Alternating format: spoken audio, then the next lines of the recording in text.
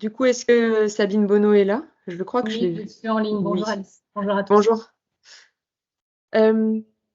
Donc, pareil, je crois que c'est toi enfin, tu me disais que c'était toi qui allais diffuser la présentation, donc je te laisse partager ton écran. D'accord, parfait. Donc, je partage l'écran. J'ai des soucis de qualité de connexion. Donc, voilà, à moins que je n'ai Ok, un signal comme quoi c'est meilleur, je mettrai la caméra, mais sinon, je ne vais pas mettre en danger d'intervention pour ça. Donc, dites-moi si vous voyez bien ok, l'écran.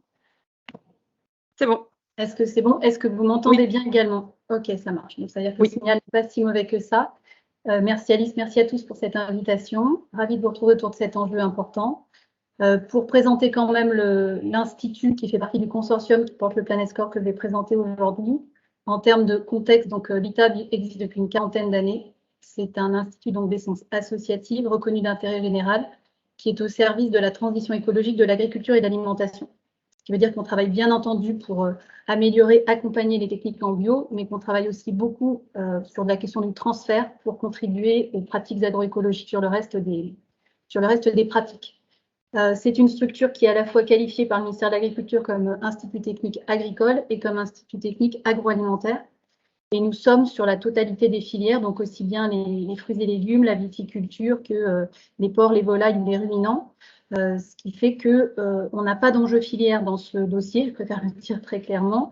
On a vraiment le souci de poser sur la table un outil au service de l'intérêt général et qui permettent de créer du discernement sur ces enjeux d'impacts environnementaux. Donc, on essaye systématiquement dans nos travaux, et compte tenu de la nature de l'Institut, de faire le lien globalement du bouclage des cycles entre le végétal et l'animal notamment, et puis le continuum de l'amont à l'aval sur les thématiques de durabilité. Dernière chose, l'Institut est mandaté assez régulièrement sur des questions d'évaluation environnementale, donc la question des externalités de l'agriculture notamment, par les pouvoirs publics.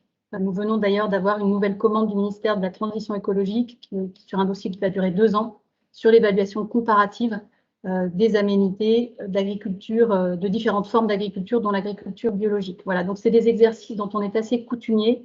Quand nous faisons ce type d'exercice pour revenir sur ce qui a été dit tout à l'heure, nous faisons de la méta-analyse de publications scientifiques internationales. Et donc, le rapport auquel faisait référence Shafik Hassal est un rapport basé sur de la bibliographie internationale exclusivement et pas des productions de l'Institut. Également, pour revenir sur un point qui a été mentionné tout à l'heure, et puisqu'on va rentrer dans le vif du sujet, les ACV ne sont pas forcément, vous le verrez, un outil idéal. Et notamment, c'est consensuel avec des structures comme l'INRA, qui a publié en 2020 là-dessus des éléments très clairs, disant notamment textuellement que l'utilisation de l'analyse de cycle de vie telle qu'elle existe aujourd'hui pour comparer des systèmes, et notamment des systèmes entre eux et des systèmes agroécologiques, a mené à des conclusions erronées. Donc, on verra ça tout à l'heure en détail, mais pour vous présenter très rapidement le Planet Score, donc sur sa construction, simplement graphiquement, à quoi il ressemble. Donc, c'est une étiquette sur laquelle on a à la fois une note agrégée, qui est la note qui est en haut, qui va de A à E, donc très intuitive, et également en dessous les 3 sous-enjeux clés qui rentrent en compte dans le calcul de la note, qui sont pesticides, biodiversité et climat. Je reviendrai là-dessus dans les études consommateurs qu'on a pu conduire pour expliquer à la fois en termes méthodologiques, mais également réception et pédagogie, pourquoi on est arrivé à ces 3 indicateurs. Et puis avec une mention supplémentaire pour les produits issus de l'élevage ou les produits contenant des produits issus de l'élevage, soit qu'ils soient dans la dénomination commerciale, soit qu'ils représentent plus de 15% de la recette, qui est donc un niveau très simple en 3 points, vert, orange, rouge, qui est basé sur un travail fait notamment avec le CIWF et base bibliographie scientifique, bien sûr. Donc ça, c'est la charte graphique qui est en train d'être finalisée puisque beaucoup de structures nous la demandent. Donc on va la sortir puisqu'on nous demande déjà comment ça va se passer pour le on-pack. Et on est en train de traduire les étiquettes pour le passage à l'international, donc notamment en allemand et en anglais. Donc bien sûr, la marque est protégée et les conditions d'usage sont protégées. L'approche qui a été adoptée pour le Planet Score, donc c'est bien sûr un travail collaboratif, même si aujourd'hui c'est moi qui vous le présente, c'est vraiment un travail qui a été collectif, avec à la fois un volet méthodologique qui a permis d'abord de poser les carences de l'ACV pour pouvoir faire des propositions d'amélioration et de complément, ainsi qu'une méthode évidemment d'agrégation et de calcul de score. Et puis un volet consommateur qui a été demandé également dans le cadre de l'expérimentation, où on a travaillé à la fois en sciences comportementales et notamment avec BVA qui a conçu le Nutri-Score pour l'État, et ensuite avec des études qualitatives en magasin, donc dans des surfaces fort différentes, puisqu'on a eu la chance d'être accueillis dans des surfaces de Lidl et de Biocoop, en zone urbaine, périurbaine et rurale, pour aller mener 8 journées. Alors, ce sont des enquêtrices expérimentées qui ont mené les enquêtes, mais 8 journées en magasin sur différents types de rayons et avec différents types d'étiquettes agrégées ou composites. Donc, nous avons déposé en juillet la preuve de concept. Beaucoup d'évolutions ont eu lieu depuis, puisqu'on est une dizaine de personnes à n'avoir aucune vacance depuis 12 mois. Et le lancement du déploiement test est en cours. J'y reviendrai tout à l'heure. Voilà un petit screenshot de l'équipe. Donc, sachant que vous avez donc, dans cette équipe à la fois l'Institut DAB, Sayari, qui est un des 3 bureaux d'études qui a conçu Agribalis pour l'État, donc qui a livré Agribalis 3.0 à l'automne 2020, et Hélène Lepetit, qui dirige depuis 20 ans des instituts de sciences comportementales et études marketing. Parmi les gens que vous voyez ici, vous avez notamment Céline Gentil dans nos équipes, qui est une experte ACV, qui a fait donc sa thèse sur les enjeux de toxicité, écotoxicité en ACV, et qui est attachée à un groupe de travail de la Commission européenne sur le PEF. Et également Anne-Claire Assin, qui participe également à un autre groupe de travail, donc ACV Biodiversité, donc elle est experte depuis une dizaine d'années sur ACV et Biodiv.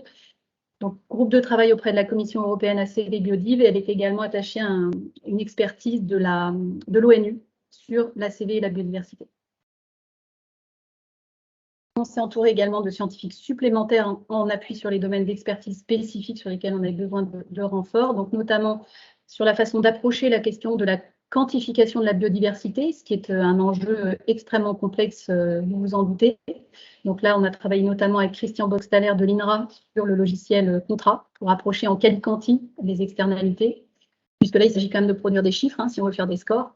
On s'est appuyé également sur l'INSERM, des équipes de l'INSERM sur les enjeux de toxicité, sur des équipes de l'IDRIS sur la compréhension des enjeux méthane, PRG méthane, sur l'équipe d'Oxford également, sur l'équipe du DTU également, Peter Funke, sur les enjeux métaux lourds. Voilà, donc une équipe scientifique qui a été vraiment très large, on va dire, et puis également des parties prenantes de la société civile, avec qui, dès le départ, on a souhaité avoir des réunions très régulières.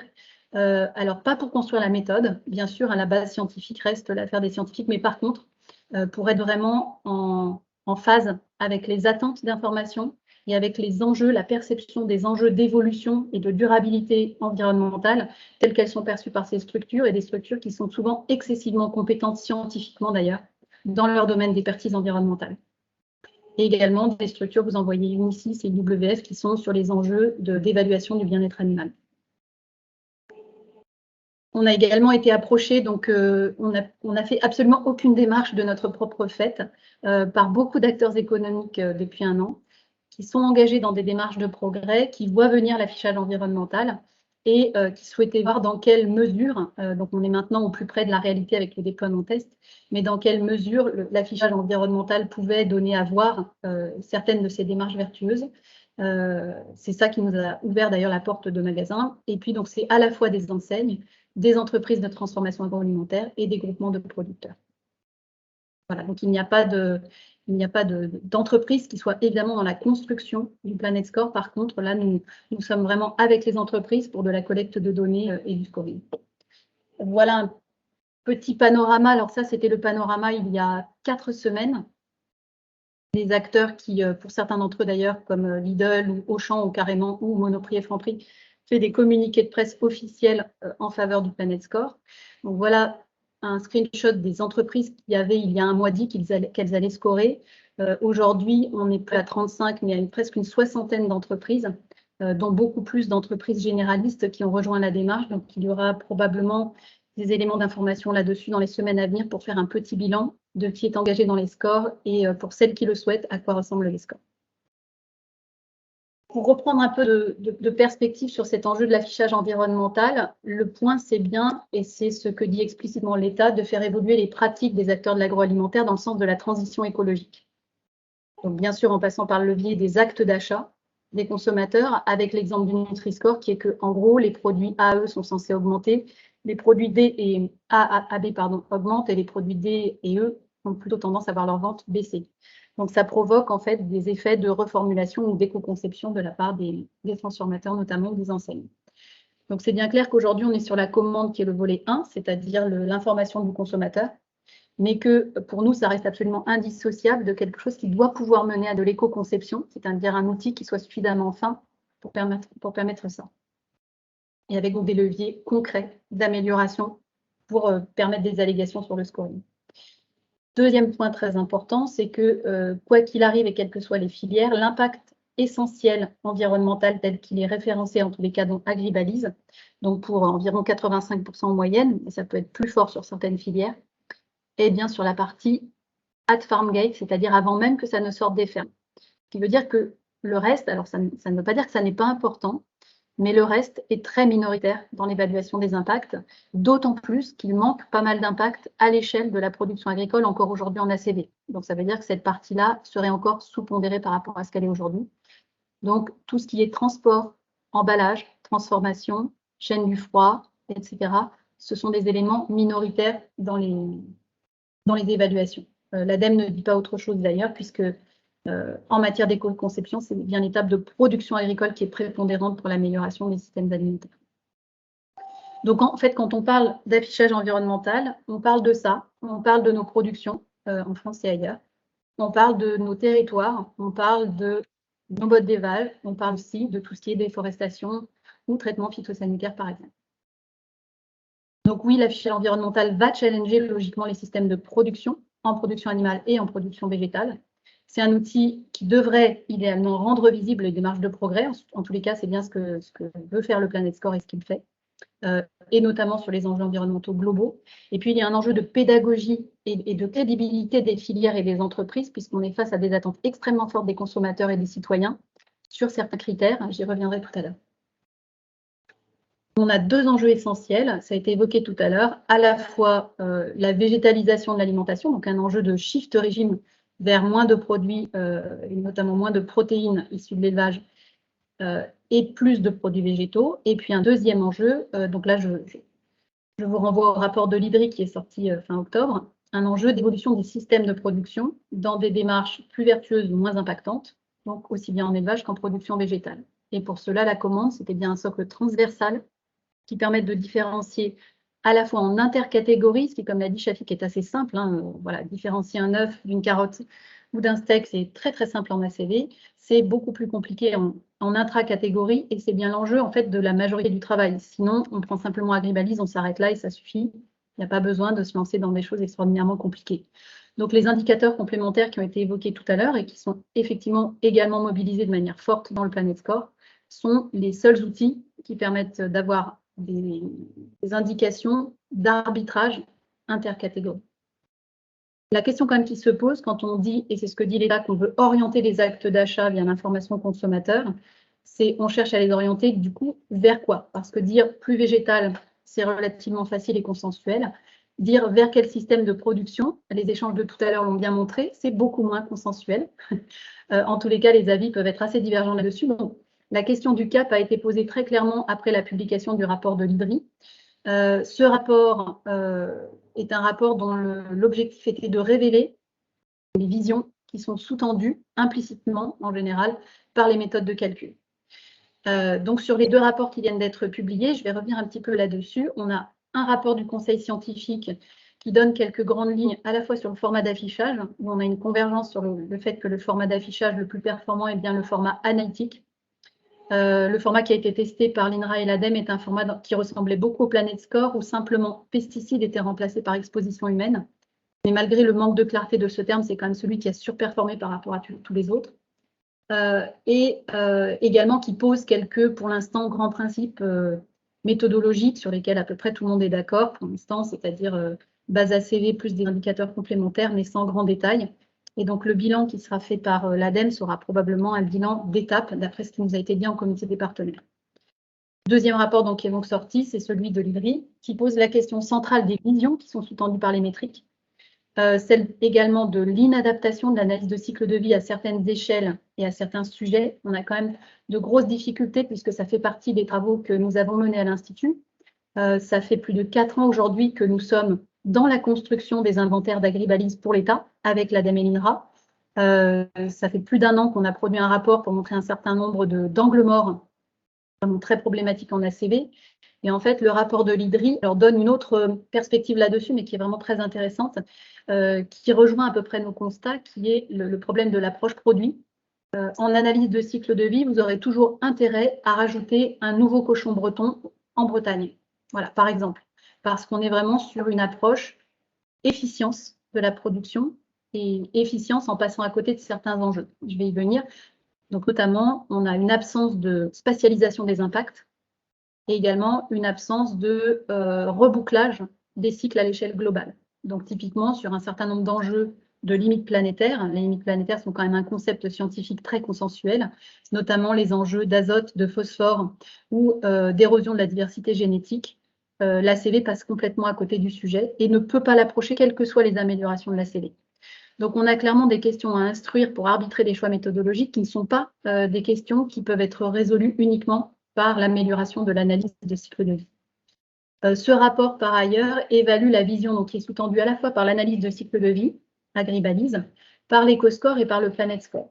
Alors, pour vous brosser à grands traits, je vous incite vraiment à le lire en détail pour ceux qui n'ont pas encore fait ce rapport, mais en clair, implicitement, même si ça n'est pas déclaré, l'analyse de cycle de vie et Agribalise oriente plutôt dans le sens de la poursuite de l'intensification qui est à l'œuvre depuis quelques décennies. L'EcoScore, avec évidemment des modulations, mais globalement est assez aligné avec ça. Et le Planet Score oriente vers un scénario qui a été décrit comme étant celui de la transition agroécologique. Raison pour laquelle, en fait, cette question du cap est au-delà de l'évaluation de ces trois méthodes de calcul. La question du cap qui doit être posée par l'État avant de décider d'une méthode d'affichage environnemental a été la question centrale qui a été posée en comité des partenaires la dernière fois, c'est-à-dire d'abord, on fixe quel est le cap de la transition qui est voulu, c'est-à-dire on explicite la vision souhaitée, et idéalement qu'elle soit consensuelle avec la société civile, et ensuite, on fixe une boussole qui doit orienter les actes d'achat dans ce sens. Ah, j'ai l'écran qui est bloqué. Je ne sais pas si vous le voyez défiler de votre côté, mais moi non. Non, là, on ne le voit pas. Ça marche. Donc, en fait, ce que quand même montre ce rapport et qui est important, c'est que, quelles que soient les métriques utilisées, il n'y a pas de science neutre. C'est une chimère. Voilà. Donc, voilà, je vous laisserai les slides de manière à ce que vous puissiez lire certains de ces extraits. Mais globalement, il faut construire d'abord une vision de référence du système agroalimentaire. Ne pas se contenter de l'ACV, ça c'est absolument impératif parce que ça ne résonne pas sur la quantité globale produite. Or, pour information quand même, le premier levier d'amélioration environnementale, ce serait déjà de revenir à un niveau de consommation énergétique qui est cohérent avec les besoins aujourd'hui, notamment dans les pays développés.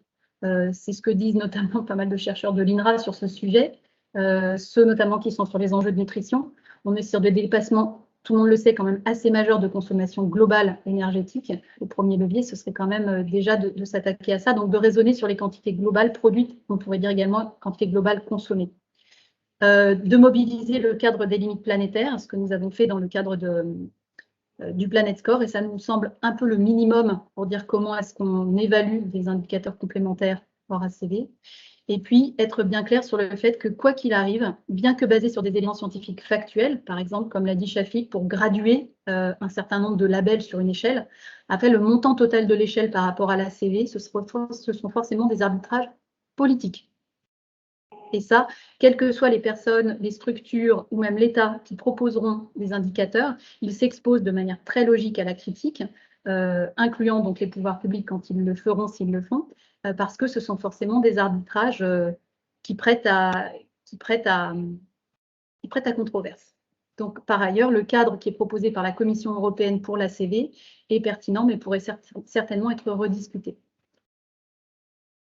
Encore un point là-dessus, l'ADEME elle-même dit l'ACV est une méthode vraiment intéressante, mais elle ne prétend pas couvrir toutes les dimensions et toute la complexité des systèmes alimentaires. Donc là, on est bien clair.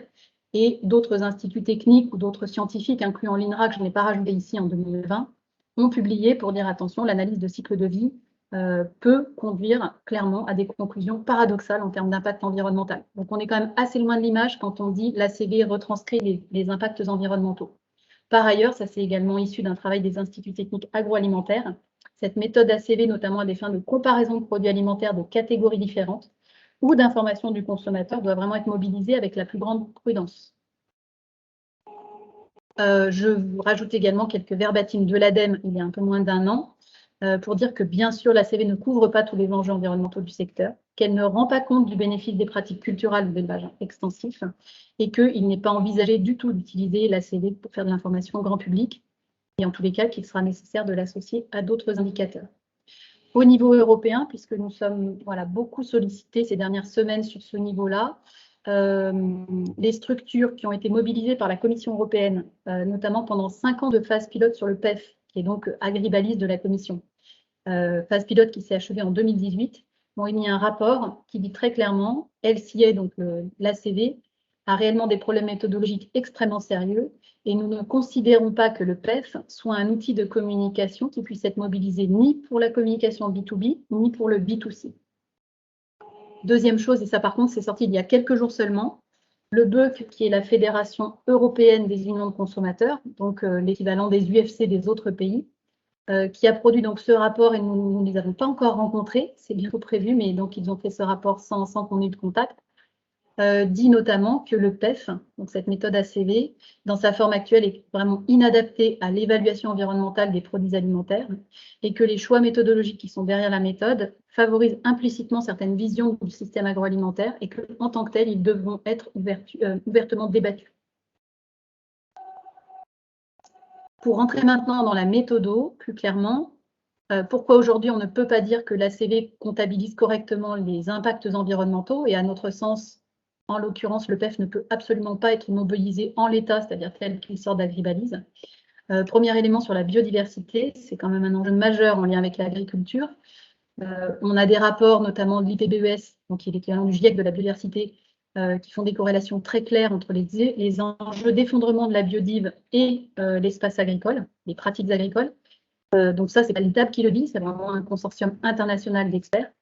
Là-dessus, l'ACV était conçue au départ donc, pour, en gros, l'industrie, pas du tout agroalimentaire et pas du tout l'agriculture. Ça, ce sont des efforts relativement récents en développement. Et en clair, ça répertoriait essentiellement les impacts écotoxicité eau douce, c'est-à-dire comment une usine de boulons, de frigo ou de papier impacte la masse d'eau qui est à proximité par ses rejets. Donc en clair, il y a une évaluation de comment ça impacte les batraciens et les poissons. Mais par contre, tout ce qui est vraiment lié à l'espace sol, c'est-à-dire ce qui fait le socle et la base de l'agriculture, par exemple la pédofaune, les vers de terre, en l'occurrence, mais pas que, les insectes, et notamment les pollinisateurs, mais là aussi pas que, les oiseaux, les petits mammifères, etc. Tous ces enjeux-là ne sont tout simplement pas dans l'ACV. Donc sans indicateur complémentaire, vous passez à côté de l'enjeu le plus important de l'impact environnemental. Deuxième point un peu focal, qui est la question des pesticides. Au-delà des enjeux impact écosystème, il y a également, vous le verrez tout à l'heure dans la méthode du PEF et dans Agribalise, 2 indicateurs sur 16 qui s'appellent toxicité humaine, cancer et toxicité humaine non cancer. Ce sont bien des indicateurs environnementaux, puisqu'il s'agit de santé environnementale. Ce sont des indicateurs consensuels, pas dans ce qu'ils produisent aujourd'hui, mais en tous les cas dans la nécessité de leur inclusion. Et ils sont aujourd'hui très, très sous-évalués et absolument pas à jour, on y reviendra. Troisième point, les métriques climat qui sont alignées avec l'état de la science. Donc, l'ITAB a produit un rapport l'an dernier là-dessus, sur la base d'Agribalise qui venait d'être publié, en disant attention, pour l'instant, aussi bien Agribalise que le PEF sont basés sur le GIEC 2006. Le GIEC a quand même pas mal publié, notamment en 2019, des facteurs d'émission. Donc ça, c'est sur l'enjeu notamment protoxyde d'azote, qui sont fort différents. Le protoxyde d'azote est quand même, alors d'après pas mal de publications incluant de l'ADEME, mais également une toute récente des services d'analyse du Premier ministre français, donc France Stratégique, publié en septembre. Protoxyde d'azote, assez lié aux engrais de synthèse, et le premier gaz à effet de serre en France, légèrement devant le méthane. Sur le méthane, on a également travaillé sur les enjeux PRG étoile. Là aussi, nous, on n'a vraiment aucun enjeu filière à défendre. Simplement, comme pour le reste, on a fait une revue de la bibliographie scientifique. On a interagi avec les équipes d'Oxford notamment qui ont publié sur ce sujet.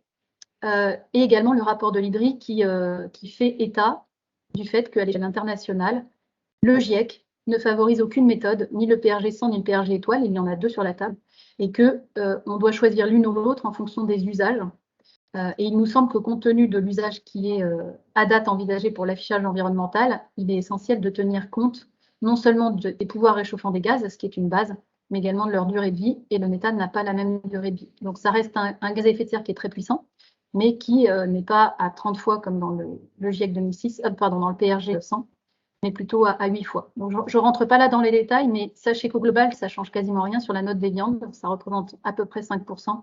Mais globalement, nous, on pense que scientifiquement, il vaudrait mieux partir sur ce type de métrique quoi qu'il arrive. Et stockage de carbone dans les sols n'est pas prévu non plus dans Agribalise. Nous avons fait l'effort là pendant plusieurs mois de regarder ce que ça donnait de l'inclure dans Agribalise. Concrètement, comme Agribalise ne prend que de l'additionnalité et donc vraiment du flux, hein, c'est l'objectif de la CV, c'est très décevant, notamment pour les systèmes déjà stockants. Je crois que c'est quelque chose que le CS a plus ou moins acté dans ce qui nous a été dit le 17 novembre, c'est-à-dire que l'État aura probablement là aussi un enjeu d'arriver à restituer les questions de stock de carbone, donc pour valoriser certains systèmes qui stockent aujourd'hui, même s'ils ne stockent plus, hein, en différentiel. Et donc là, la question reste ouverte. Du coup, nous, on a prévu pour l'instant une boîte là-dessus et on laissera le soin à l'État de nous dire comment politiquement il souhaite remplir la valeur de cet indicateur. Ensuite, on est allé instruire d'autres sujets. Donc là-dessus, je ne vais pas rentrer dans les détails, mais ceux qui le souhaitent, on peut bien entendu en discuter de manière très détaillée sur les enjeux ammoniaques, qui, pour information en élevage, sont de très loin le premier impact environnemental au sens de la CV, loin devant le méthane, le protoxyde d'azote, l'usage des terres, etc. L'usage des terres également, de la déforestation importée, etc. On est en train de s'attaquer à la deuxième ligne en bleu. Je ne rentre pas non plus dans les détails. Et puis, globalement, il faut quand même retenir que ce qui manque, c'est vraiment la vision systémique des grands équilibres et des limites planétaires. Donc, au global, avec le PEF, vous avez un outil qui vous donne deux plateaux de la balance. Un où il manque beaucoup d'externalités négatives et un deuxième plateau avec les externalités positives où il en manque aussi beaucoup, carbone ou biodiversité. Donc, forcément, vous arrivez, derrière, vous divisez par le kilo produit, vous arrivez à une valeur, mais globalement, c'est une valeur, vous pourriez l'approcher aussi finement avec simplement de l'efficience, c'est-à-dire des ratios de rendement, de productivité ou d'indice de consommation en élevage. Donc, on va dire que pour un impact environnemental, c'est quand même très, très court. Le rapport de France Stratégie dont je vous parlais à l'instant, qui dit en effet, donc ça rejoint ce que je viens de vous dire, qu'il faut d'abord proposer un cap clair de transition du système alimentaire vers la durabilité, et que cette transition écologique, elle concerne à la fois la réduction des émissions de gaz à effet de serre et celle des intrants chimiques. Idem pour ce qui est du rapport qui est sorti à peu près en même temps, qui a été établi par WWF, Greenpeace et le BASIC sur l'étude des démarches de durabilité dans le domaine alimentaire, et qui rappelle en première position la question de la biodiversité, qui a bien une place centrale puisqu'elle entraîne en cascade en fait la durabilité sur tout un tas d'autres compartiments, sol, air, etc. Et également, il est précisé, donc je l'ai encadré là en bas de la slide, que globalement, ce qu'ils ont pu étudier montre que le potentiel d'impact positif est relativement plus faible sur la problématique climat, pour ce qui est vraiment des pratiques agricoles, hein, que sur celle de la biodiversité. Donc, l'enjeu climat, il est plus sur le shift alimentaire. L'enjeu biodiv, il est davantage sur les pratiques de production. Sur les défis méthodologiques, alors ce que je vais vous montrer là, je devrais l'enlever, juste ces slides qui arrivent, hein, l'enlever de la présentation qui sera transmise parce que nous sommes en train de publier. Nous faisons actuellement 5 publications scientifiques de manière à cranter ce qui est dans la méthodologie du Planet Score, sur la biodiv, sur l'ammoniac, sur les pesticides, sur l'enjeu gaz à effet de serre, etc. Donc, on ne peut pas publier dans des journaux à comité de lecture scientifique si on a déjà publié ces éléments-là ou si on les a déjà rendus publics d'une manière ou d'une autre, même si ce ne sont que des graphes.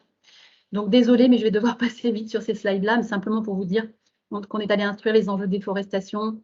Je vais juste vous décrire celle-ci, ce sera la seule. Correction du protoxyde d'azote avec les facteurs d'émission du GIEC 2019. Vous avez Agribalise, la base de données actuelle en bleu clair, et le recalcul des prairies, qui ont différentes modalités de pâture ou de fertilisation, à tous les cas prairies de la base de données Agribalise, avec la valeur recalculée sur le GIEC 2019 par le collectif Planet Score, en bleu foncé. Donc, on est sur des diminutions de 50%, ce qui est quand même pas rien. Je ne vais pas revenir sur la question de l'usage des sols ou du PRG étoile. Ceux que ça intéresse peuvent faire le tour du sujet PRG étoile, PRG 100 en 20 minutes à peu près dans un webinaire que nous avons organisé en juillet. Je pourrais vous envoyer le lien.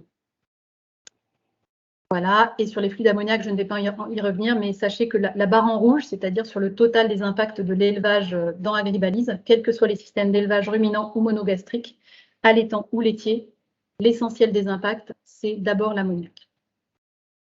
Donc, en synthèse, de très nombreuses lacunes du PEF, beaucoup d'anomalies également. Et là, je ne rentre pas dans tout ce qu'on a dû corriger à la fois à l'amont et dans les recettes. Par exemple, il est assez difficile, très concrètement, de faire une recette de compote de pommes d'1 kilo avec 800 grammes de pommes. Enfin, le premier qui arrive m'appelle, mais c'est le genre de choses qu'on a pu voir dans Agribalise. Donc, on a fait aussi des corrections sur la partie ACV aval, de manière à avoir des recettes qui soient correctes pour faire nos scorings. Les données ne peuvent évidemment pas être mobilisées en l'état dans un scoring. Et les correctifs ACV et les indicateurs complémentaires sont indispensables. Voilà, et pour la méthode, gardons quand même en tête que les 3 domaines de protection de l'ACV, donc ça c'est issu du PEF de la Commission européenne, c'est noté dans le JRC, donc c'est vraiment ce qu'il y a à l'échelle internationale pour l'ACV, c'est la protection via la protection de l'environnement, hein, la protection de la santé humaine au sens de santé environnementale, et c'est en fait le premier enjeu, la protection des écosystèmes qui est juste à côté, enfin vraiment très très peu derrière, et l'usage efficient des ressources, mais qui est clairement un enjeu qui est en troisième ligne. Donc le climat, c'est bien sûr très important et tout le monde est d'accord là-dessus. Mais les marges de manœuvre sont un peu réduites et en tous les cas, c'est uniquement par le shift alimentaire, pas par les pratiques de production. Et puis, ce n'est pas une bonne approximation pour l'environnement global. Voici la base ACV du PEF, et donc c'est la même structure pour Agribalise. Vous avez 16 indicateurs midpoint. Donc là, c'est un extrait du JRC. Hein. Donc désolé, il est en anglais. Après, la slide est en français sur la suivante. Nous avons regroupé pour le Planet Score les enjeux indicateurs complémentaires en blocs qui font du sens à la fois pour les entreprises et pour les consommateurs. Donc, vous avez bien sûr le changement climatique en premier, la santé humaine, donc qui rassemble tous ces enjeux-là que vous voyez, incluant des choses comme radiation ionisante, etc., qui sont bien écrites santé humaine, dont aussi les particules fines. Hein, une partie de l'ammoniac impacte ici ce bloc-là. Tous les enjeux qui sont liés de près ou de loin à la biodiversité, notamment les enjeux eutrophisation, mais qui sont très loin des enjeux de biodiversité dont je vous ai parlé tout à l'heure. Écotoxicité, eau douce est ici. Et puis un quatrième et dernier bloc qui est l'usage des ressources, notamment les ressources fossiles, l'énergie fossile. Et donc nous mobilisons dans Agribalise, puisque c'est bien le socle de calcul du Planet Score, à la fois Agribalise pour toute la partie agricole amont, avec les corrections que j'ai indiquées tout à l'heure, voilà, qui sont indispensables. Et malheureusement, même si ces corrections sont consensuelles, c'est-à-dire que l'ADEME et l'INRA nous disent depuis 1 an que, par exemple, les facteurs d'émission de protoxyde d'azote vont être corrigés, que toutes les anomalies qu'on a détectées, notamment sur la déforestation, vont être corrigées, mais sauf que pour l'instant, ça n'est pas corrigé dans la base. Donc, nous avons une base de données qui est nettoyée, mais qui n'est pas celle qui est accessible en open data par l'État. Donc, nous utilisons la série agricole corrigée et la série aval ensuite d'Agribalise. Donc, par exemple, les pommes et puis ensuite l'aval de la compote de pommes pour avoir le scoring global d'un produit compote de pommes. Désolée, cette slide est un peu ingrate, mais c'est la seule. Donc, vous avez ici au centre le socle ACV. Donc, en fait, là, vous avez en français les 16 indicateurs midpoint qui étaient tout à l'heure dans le document du PEF. Donc, vous avez bien les blocs santé humaine, biodiversité, carbone, climat et ressources, avec à chaque fois les indicateurs midpoint ACV qui sont dedans. Ensuite, donc ce que j'ai évoqué rapidement, toutes les corrections ACV qui ont été faites par bloc. Donc tout ça est déjà fait, c'est-à-dire que le Planet Score part bien d'une base qui est nettoyée et où nous avons exclu. Alors on a un petit peu attendu que l'État donne son go là-dessus, mais ça a été fait donc au comité des partenaires du 17 novembre. Nous avons bien exclu les indicateurs de toxicité humaine. Et pour les mêmes raisons, nous on pense à ce stade, donc on va également le dire à l'État qu'il faut exclure l'écotoxicité eau douce parce qu'elle est constituée exactement des mêmes éléments qui ne sont absolument pas fiables, c'est-à-dire essentiellement par pesticides et métaux lourds à plus de 95%. Donc si on exclut toxicité humaine, on exclut aussi l'écotoxicité. Ces éléments-là sont déjà, je les présente en détail, mais sont déjà corrigés dans la base de données Planet Score voilà, sur laquelle donc, il n'y a pas plus d'éléments à travailler aujourd'hui. Et ensuite, on applique par bloc, et ça c'est vraiment très distinctif du Planet Score, on applique par bloc des bonus-malus. Donc je vais les prendre par la droite. Ressources, c'est un sujet qu'on a peu instruit, mais qui représente très très peu du scoring final sur la plupart des productions. Donc pour nous, là, il y avait assez peu d'enjeux. Les marges de manœuvre sont assez faibles en agriculture là-dessus. Donc premier bloc carbone-climat, sur lequel, alors je vous l'ai dit, on se réserve en haut, en fonction de ce que nous dira l'État, une possibilité d'avoir un indicateur complémentaire sur le stock de carbone, au-delà du stockage que nous avons mis en ACV, qui est en bas en vert. On veut bien, nous, rajouter un élément qui est un élément stratégique des pouvoirs publics politiques sur le stock de carbone. Ensuite, un malus qu'on a appelé, pour faire très court, saisonnalité, qui est sur la question des productions sous serre chauffée, énergie fossile hors saison, puisqu'aujourd'hui, concrètement, avec un calcul sur 100, une tomate en plein champ, c'est 99 points, et une tomate sous serre chauffée en plein hiver, c'est 97 points, donc les deux sont A++. Donc il n'y a absolument aucun moyen de discriminer pour un consommateur. Un malus déforestation qui impacte à la fois climat pour des raisons évidentes et biodi pour des raisons aussi évidentes. Un bonus appro hyper local Là aussi, pour donner un signal pour les entreprises, puisque dans celles avec qui on travaille, certaines ont des appros dans des rayons de moins de 200 km pour les usines de transfo. Donc ça, c'est des démarches dont on pense qu'elles doivent donner lieu à un signal. Et puis un malus sur le transport, mais uniquement le transport par avion, puisque à notre sens, en ACV, on a globalement le transport. Par contre, le seul qu'on n'ait pas dans l'ACV, dans la Gribalise aujourd'hui, c'est le transport par avion. Deuxième bloc, la biodive. Et avec ce que je vous ai dit tout à l'heure, vous comprendrez que c'est là qu'il y a le besoin de plus clairement d'éléments complémentaires, puisque c'est là qu'il manque quasiment toute l'image en analyse de cycle de vie. Un malus pesticide, on pourra y revenir. Je suis sûre que vous aurez des questions, donc je ne vais pas rentrer dans les détails maintenant. Un bonus-malus sur les pratiques agricoles, donc qui permet de grader globalement en production animale et en production végétale aussi bien des labels ou des mentions valorisantes aujourd'hui reconnus par l'État que des démarches de progrès à partir du moment où on a suffisamment d'éléments de bilan et d'éléments quantitatifs clairs pour les faire valoir. Mais on est vraiment dans cet objectif-là aujourd'hui et c'est ce qu'on est en train de réaliser avec les entreprises. Je donne un exemple sur une filière, par exemple, fruits, Befriendly, un partenariat avec un distributeur, où sur la base des bilans de diminution de certains phytos, d'éviction de certaines molécules et de diminution du nombre de traitements, on peut calculer en Planet Score une amélioration assez claire du scoring. Donc là-dessus, on a travaillé notamment sur la méthode contrat avec l'INRA, sur la gradation, le quali-quanti des pratiques agricoles. Ensuite, donc le malus déforestation, le bonus-malus qui s'appelle Origine, mais qui est en fait sur la politique environnementale des pays d'origine. Et là, c'est pour répondre un petit peu à la question qui a été évoquée tout à l'heure.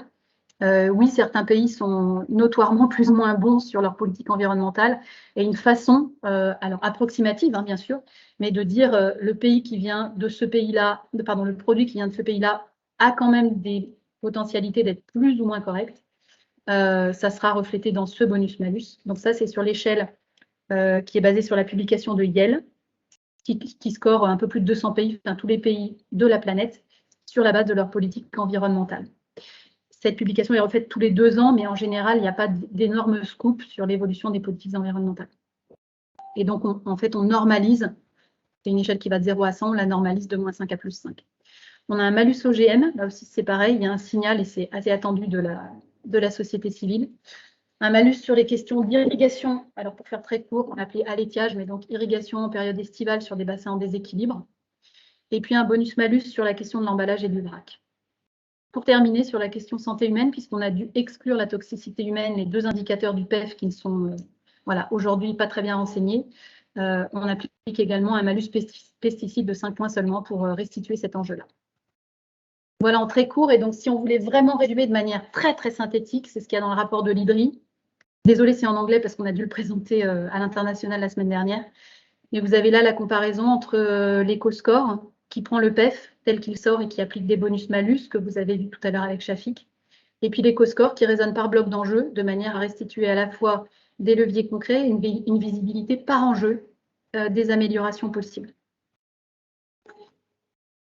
Dernière chose sur les études conso, on a lancé au-delà des tests que nous avons pu faire en magasin, donc que je vous ai évoqué tout à l'heure, où on a pu constater que l'affichage agrégé, qu'on avait appelé Planet Score avec une note, mais qui pourrait s'appeler n'importe comment, a provoqué énormément, et quels que soient les profils de consommateurs et les enseignes, du recul et de la défiance. Il y a une très grande sensibilité à la probabilité élevée de greenwashing de la part des consommateurs sur le dispositif d'affichage. Donc clairement, l'affichage agrégé n'a pas été bien perçu du tout. Enfin voilà, je préfère le dire clairement, ça peut être débattu, mais et l'affichage composite a été très bien reçu, même par des consommateurs qui n'avaient pas les moyens de shifter en budget, par exemple, sur un produit, mais qui nous disaient, là, le fait qu'on me montre ça, d'abord, je suis sûre que ce n'est pas du greenwashing, et deuxième chose, j'ai vraiment l'impression qu'on prend le soin de m'informer pour de vrai, qu'on prend pour un adulte. Donc, en tous les cas, on a lancé un deuxième panel quantitatif via un panéliste totalement standard, c'est le plus gros panéliste européen, sur un panel représentatif de 1000 personnes, donc représentatif de la population française avec plus de 18 ans. Et on est à presque 50% de performance du Planet Score par rapport aux autres propositions qui sont sur la table. Deuxième chose, sur le premier panel qu'on avait fait au mois de juin, où on avait simplement demandé d'arbitrer entre un affichage agrégé, quel que soit son nom, et un affichage composite. C'est très clairement l'affichage composite. Et on a pas mal de réponses ouvertes également qui nous expliquent pourquoi. Et c'est pareil qu'en magasin. Ce n'est pas compréhensible, beaucoup de peur de greenwashing. Et puis, on n'a pas les données d'arbitrage quand on retourne le pack, contrairement au Nutri-Score. Nutri-Score, on peut savoir si c'est trop gras, trop sucré, trop salé, etc. Quand on retourne le pack pour l'environnement, on n'a aucun élément sur les méthodes de production. Au-delà du panel représentatif 2000 qu'on a donc fait 2 fois, on a également lancé ce même questionnaire Internet ensuite dans tous les réseaux qui ont bien voulu le diffuser pour connaître les résultats sur leur communauté, donc UFC Que Choisir, WWF, FNE, Greenpeace, etc. On a plus de 10 000 réponses à ce jour et je vous confirme qu'on est évidemment sur ces populations-là, bien au-delà de 80, on est plutôt à 90%. Et les enseignements de l'ADEME et de l'INDRA sont convergents sur la performance de cet affichage composite. Je ne reviens pas sur les verbatims, hein, mais je vous enverrai la slide. Les gens nous disaient, voilà, là, je pense que vous prenez réellement soin de m'informer pour de bon. Les critères n'ont évidemment pas été choisis au hasard, c'est-à-dire qu'ils ont fait l'objet de tests, notamment en magasin. Et on est globalement sur 4 critères qui sont hyper performants, en moyenne autour de 80%, voire un petit peu au-delà. L'enquête de Yuka, qui a eu le mois de juin, dit un peu la même chose sur la question des pesticides. Hein. C'est une attente prioritaire dans le cadre de l'affichage environnemental. Donc, sur cet enjeu-là, on est relativement clair. Et deuxième chose, je pense que là-dessus, vous avez vu également sortir la communication grand public qui a été faite par Carrefour la semaine dernière, qui montre, suite au test qui a été fait sur le drive de Carrefour, et aux focus group qui ont été faits avec leurs clients sur cette base-là, que l'éco-score ne valorise pas certains critères qui sont considérés comme très importants par le client. Et donc, ce qui revient, c'est d'abord pesticides et bien-être animal. Donc, 2 enjeux sur lesquels le Planet Score est très bien positionné. Et depuis, donc, Carrefour nous a appelé le jour même en nous disant, ça y est, on lance le score, du coup, le test sur le Planet Score. Donc, ça, c'est dans la presse, hein, ce que je dis tout à fait public. Par ailleurs, pour les structures qui sont perçues comme légitimes pour calculer et attribuer ces scorings, ce sont d'abord, sans surprise, hein, plutôt les acteurs de la société civile, associations de consommateurs, ONG, associations de producteurs et collectifs de scientifiques. Ça, évidemment, dans les panels quanti, c'était envoyé en ordre strictement aléatoire à chaque questionnaire. Ce que je vous montre là, c'est la restitution statistique. Les ministères arrivent ensuite, et puis bien entendu, toutes les applis ou les acteurs privés arrivent tout à fait derrière, mais ça, c'est absolument pas un scoop, c'est tout à fait classique dans ce genre d'études. Donc, en résumé, le Planet Score n'est pas un score agrégé, n'est pas un score opaque. Je vous renvoie très prochainement sur le site internet là, qui va vraiment ouvrir normalement d'ici une semaine, 10 jours, avec toute la méthode que je viens de vous exposer en détail et qui a été bien sûr remise à l'état. On a presque 200 pages de rapport, dont la moitié malheureusement sont en annexe confidentielle le temps qu'on publie les 5 publications scientifiques que j'ai évoquées tout à l'heure, mais ces annexes scientifiques ont été remises à l'État, à l'ADEME et à l'INRA. Donc c'est un outil qui permet également de créer de la pédagogie de manière très immédiate, qui, pour résumer, est basé sur des ACV corrigés, puis complétés par bloc d'enjeux. Donc il n'y a pas de greenwashing possible, ni d'aléas sur les scores. Et dans son esprit, c'est vraiment un outil d'éco-conception. Donc aujourd'hui, en déploiement test depuis à peu près 3 semaines. D'abord, nous avons des échanges très nourris avec les entreprises qui nous ont contactés. Une fois de plus, nous n'avons fait aucune démarche. Aujourd'hui, on est plutôt donc à une 60aine d'entreprises, dont des très gros groupes coopératifs qui ont décidé d'engager des calculs sur des gammes très larges. On est actuellement à 2000 références scorées en 3 semaines sur la base de données précises qui nous sont transmises par les entreprises sur la composition de leurs produits. Et vous voyez là en dessous, alors c'est à titre illustratif, mais on publiera ça sur le site internet, par catégorie de produits, une analyse par quintile. La médiane est en bleu foncé et les quintiles au-dessus en dessous sont en bleu évanescent ou en rose évanescent. Et en fait, ce qu'on voit, c'est qu'avec le Planet Score, actuellement, on a sur cette base-là, maintenant qui est très solide, une claire différenciation inter, mais aussi intra-catégorie. Vous voyez plutôt les produits viande qui sont à droite, les produits plus végétaux qui sont plutôt sur la gauche, mais globalement, quels que soient les produits, des capacités de différencier. Nous avons un niveau d'exigence très élevé sur la précision des données sources et sur le contrôle qualité des résultats.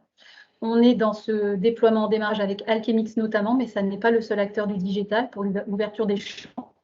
Donc ça, c'est en train de se faire, hein, c'est incessamment sous peu, ce sera fait avant Noël. On fiabilise les données avec les entreprises et pour nous, c'est vraiment un impératif de robustesse des scores. On ne fait pas de scoring sans que les entreprises aient donné suffisamment d'informations pour que ce soit réaliste. On souhaite donner de véritables orientations concrètes d'éco-conception et c'est ce qui est en train de se passer là dans les premiers dialogues qu'on a sur la restitution des scores. Et le coût d'implantation en rythme de croisière est extrêmement faible puisque dès aujourd'hui, on a terminé la phase de ramp-up sur les 2000 premiers, on est sur du scoring qui va plutôt très très vite. Par rapport à ce qui a été dit tout à l'heure, et pour illustrer la question de l'enjeu de fiabilité, je donne quand même ces éléments-là qui me semblent très importants. Aujourd'hui, nous ne souhaitons pas, avec le Planet Score, partir dans des éléments de ce type, qui commencent à poser problème pour les scores qui sont sortis en éco-score. Ça, c'est pour le même produit alimentaire, le même jour avec le même code barre. Et selon les applis ou les drives sur lesquels vous flashez ce produit, vous allez vous retrouver avec des éco-scores A, C ou D, par exemple. Donc ça, pour nous, ça nous semble problématique si on veut absolument que l'affichage environnemental existe et qu'il soit perçu comme justement fiable et déployable. Il vaut mieux déployer un petit peu moins vite, mais fiabiliser absolument les données. On a évoqué les œufs tout à l'heure. Je vous fais une petite illustration quand même sur les œufs. Donc ça, c'est sur le drive de Carrefour. Vous avez 2 références d'œufs de poules en cage, donc ils sont éco-scorés B toutes les deux. Il n'y en a que 2. Là, je vous fais un extrait intégral. Je ne sélectionne pas les références. Et ensuite, vous avez des œufs bio, là, par exemple, qui sont en A, très bien. Des œufs bio qui sont en C, je ne sais pas pourquoi. Des œufs bio qui sont en C également. Des œufs de plein air sans OGM, qui sont déjà donc de la très belle démarche de qualité qui est en D. Tout ça, évidemment, français, enfin, voilà. Et en carton. Des œufs plein air en C également. Des œufs bio sans OGM en D. Bon, bref, donc je ne rentre pas dans les détails, mais pour nous, ça, c'est problématique. Un œuf bio de plein air, globalement, c'est à titre illustratif, puisqu'on a besoin de données précises, mais on va dire en moyenne, ça sort plutôt comme ce que vous voyez en haut à gauche en Planet Score. Et pour des œufs de poule en cage, on sort clairement comme plutôt en haut à droite. Une fois de plus, il y a des modulos, il y a des démarches possibles, mais globalement, c'est ça. Donc pour nous, c'est quand même problématique aujourd'hui que l'éco-score soit sur des choses un peu plus hétérogènes. Je suis à nouveau bloquée. Je pense que ça va pouvoir avancer. Juste, on a pris un petit peu dans le retard. Oui, mais j'ai terminé, mais il y a des produits fruits qui arrivent. Si tu as bientôt terminé ou pas. J'ai quasiment terminé. Ok, super. Merci. Donc voilà, pareil sur des produits compotes, par exemple. Donc là, vous avez 2 produits compotes pommes. Vous voyez par exemple qu'une compote de pommes bio va se retrouver en B parce qu'elle est dans des pots en plastique et qu'une compote non bio, ça pourrait être autre chose, HVE ou à la place de bio. Mais bon, bref, une compote non bio qui, parce qu'elle est en pot en verre, se retrouve en A. Donc nous, là pour nous, l'incitation qui est donnée sur les systèmes de production n'est pas au rendez-vous.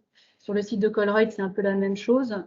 Vous avez là du riz qui est donc bio en emballage plastique, donc qui est en B, un riz non bio qui est en emballage plastique, qui est en C, et le même riz qui passe en emballage carton et qui devient B. Voilà. En termes de segmentation, on pense qu'il y a mieux à faire que de simplement raisonner sur l'emballage pour faire changer les produits de catégorie. Idem sur les pâtes, par exemple. Donc B en carton conventionnel ou B en plastique pour du bio. Et idem sur les pommes de terre, mais la question se poserait exactement de la même façon sur les fruits. Vous avez de la pomme bio en A ici, et puis de la pomme tout à fait standard également en A. Ça sera assez difficile pour les consommateurs d'expliciter. On pourrait donner les mêmes exemples pour d'autres productions. Idem voilà, sur le miel qui est en B. Ou le comté, par exemple. Tous les fromages sont globalement très très mal scorés en éco-score. Nous, on a une vraie gradation. Alors évidemment, les fromages n'arrivent pas en A, ça c'est certain, et les viandes non plus. Les meilleures viandes en Planet Score sont C, mais tout le monde n'est pas en enfer. Donc voilà, fromage de chèvre qui est en E, qui soit frais ou pas frais d'ailleurs, ou affiné. Donc pour nous, ça c'est également problématique. Dire aux éleveurs tous les fromages de chèvre sont E, c'est quand même pas possible. Et bon, je ne reviens pas sur la question des viandes, qui est fort connue, mais globalement, quels que soient les systèmes de production, tout le monde se retrouve en E ou en D. Mais même de la race Salaire Origine France se retrouve en E. Donc ça, c'est une petite image d'Interbev, et ce n'est pas pour soutenir Interbev, c'est pour dire oui, il y a vraiment une question de végétalisation de l'alimentation, bien sûr, mais une question de dire vers quel système de production on oriente ce qui reste en élevage. Voilà. Et vous avez sur le site de e-commerce de Naturalia, si vous le souhaitez, quelques exemples. C'est la première entreprise qui a reçu ces scores, et vous voyez typiquement que même un jambon bio ne sort pas avec une bonne note, mais globalement avec suffisamment d'informations consommateurs pour faire le tri parmi différents produits au sein de la même catégorie. Voilà. Donc les fromages, pareil, non, en effet, où les produits crémiers ne sortent pas en A, même en bio. Et certains produits fruitiers, vous avez là des confitures, sortent pas trop mal. Bon, Biodive est quand même en B à cause des process aval de transfo dans Agribalise. Et puis certains produits céréaliers sortent clairement pas mal du tout. Voilà. Ok. Merci beaucoup, Sabine, pour cette présentation. J'ai essayé de faire Oui, temps. merci pour la présentation. Il y a deux questions, enfin je vois pour l'instant deux questions dans le chat déjà. C'est concernant la prise en compte du stockage de carbone, est-ce que c'est uniquement dans les sols ou aussi dans les arbres? Très bonne question. Mais ça, c'est des questions qui sont ouvertes depuis longtemps. Aujourd'hui, l'État a visiblement le souhait de valoriser la question du stock de carbone dans les sols. Donc, nous, ce qu'on a fait pour le stockage de carbone, c'est-à-dire le flux, on s'est basé sur le 4 pour 1000 et on a retranscrit par type de culture l'impact qui est dans ce rapport-là. Donc ça, on a pu le modéliser et c'est dans la base de données du Planet Score. Donc on a déjà inclus le stock ou le déstock d'ailleurs par type de production. Par contre, sur la question des vergers, par exemple, ce qui a déjà été pas mal discuté et ce que nous disent par exemple des gens de l'INRA, c'est oui, mais au bout d'un moment, en fait, les vergers, ils sont arrachés. Donc le stock réel de carbone dans des vergers à rotation en général relativement courte, franchement, voilà, assez moyen. Par contre, s'il y a du ligneux, des infrastructures agroécologiques supplémentaires, en bordure de parcelles, bien sûr, ça pourrait s'intégrer. Mais la question de l'arbre arboricole, souvent à courte durée, n'est pas franchement dans le panorama. Ok, merci. Et il y a une autre Répondre la fin question. mais... Oui. Ok. Pardon, Olivier? Non, je disais merci parce que j'avais pas de question. Tout dépendait Ok. aussi de la fin des vergers, mais ça, c'est pour en parler peut-être avec Stéphane. Merci. Et on a une autre question de François Viguier, qui nous a mis une capture d'écran du site Agribalise avec une mangue importée par avion et une mangue importée par bateau. J'imagine que c'est par rapport à ce que vous disiez sur le transport. Oui, j'ai cru entendre que le transport avion n'était pas compris dans Agribalise. Et en tout cas, sur les produits importés, les fruits exo, il est compris et c'est bien précisé quand c'est écrit. Donc, en fait, je réagissais par rapport à la pénalité sur les produits importés par avion, qui, de fait, discrimine 2 fois plus les produits par avion, vu que sur certains produits Agribalise, il est déjà pris en compte. Ouais, sauf qu'on prend Agribalise, comme le disait Shafik, générique. Donc en fait, on ne va pas prendre la valeur avec le transport. En fait, dans Agribalise, par exemple, vous n'allez pas prendre l'agneau de Nouvelle-Zélande importé en cargo, massifié, etc. Vous allez prendre la valeur d'Agribalise telle qu'elle sort en agneau générique. Et donc, en tous les cas, c'est quand même le brief qu'on a aujourd'hui de l'État. Et malheureusement, quand on fait du spécifique, ça devient un peu de la physique quantique, c'est-à-dire que souvent en ACV, plus on pense approcher de la précision et plus les marges d'incertitude deviennent absolument colossales. Donc, c'est dommage. C'est dommage, mais c'est une réalité de l'ACV. L'ACV a réellement pas mal de problèmes méthodologiques. On n'est pas convaincu, nous, à ce stade. On a fait l'exercice et on est content de se dire qu'on a quand même un socle qui permet de différencier entre catégories. Mais concrètement, l'ACV est quand même un socle qui est extrêmement controversé pour l'alimentaire. Enfin, en tous les cas, pour la partie agricole de l'alimentaire. En fait, la partie aval, moyennant des corrections, peut être assez finement analysée parce que la partie aval, ce sont des process souvent industrialisés avec des économies d'échelle, etc. La partie agricole, qui est très en lien avec des contraintes pédoclimatiques, territoriales, etc., est très difficile à approcher en ACV et c'est un peu honnêtement chimérique de se dire que plus on va creuser et plus on va approcher la réalité avec l'ACV, à notre sens. Et là, il faut vraiment, pour nous, partir sur des approches quali-quanti, comme ce qui existe dans plein d'autres outils scientifiques, de manière à approcher les grands enjeux. C'est vraiment la méthode qu'on propose dans le Planet Score, et d'arrêter de se faire croire qu'on a encore besoin de 10 ans pour donner un outil d'orientation en affichage environnemental qui permette de restituer les grands enjeux aux consommateurs. Là, il faut aller vite. Je suis d'accord, mais se priver d'un calcul qui se base sur le transport et pas sur le système agricole. Bon, après, vous avez entendu une discussion précédente.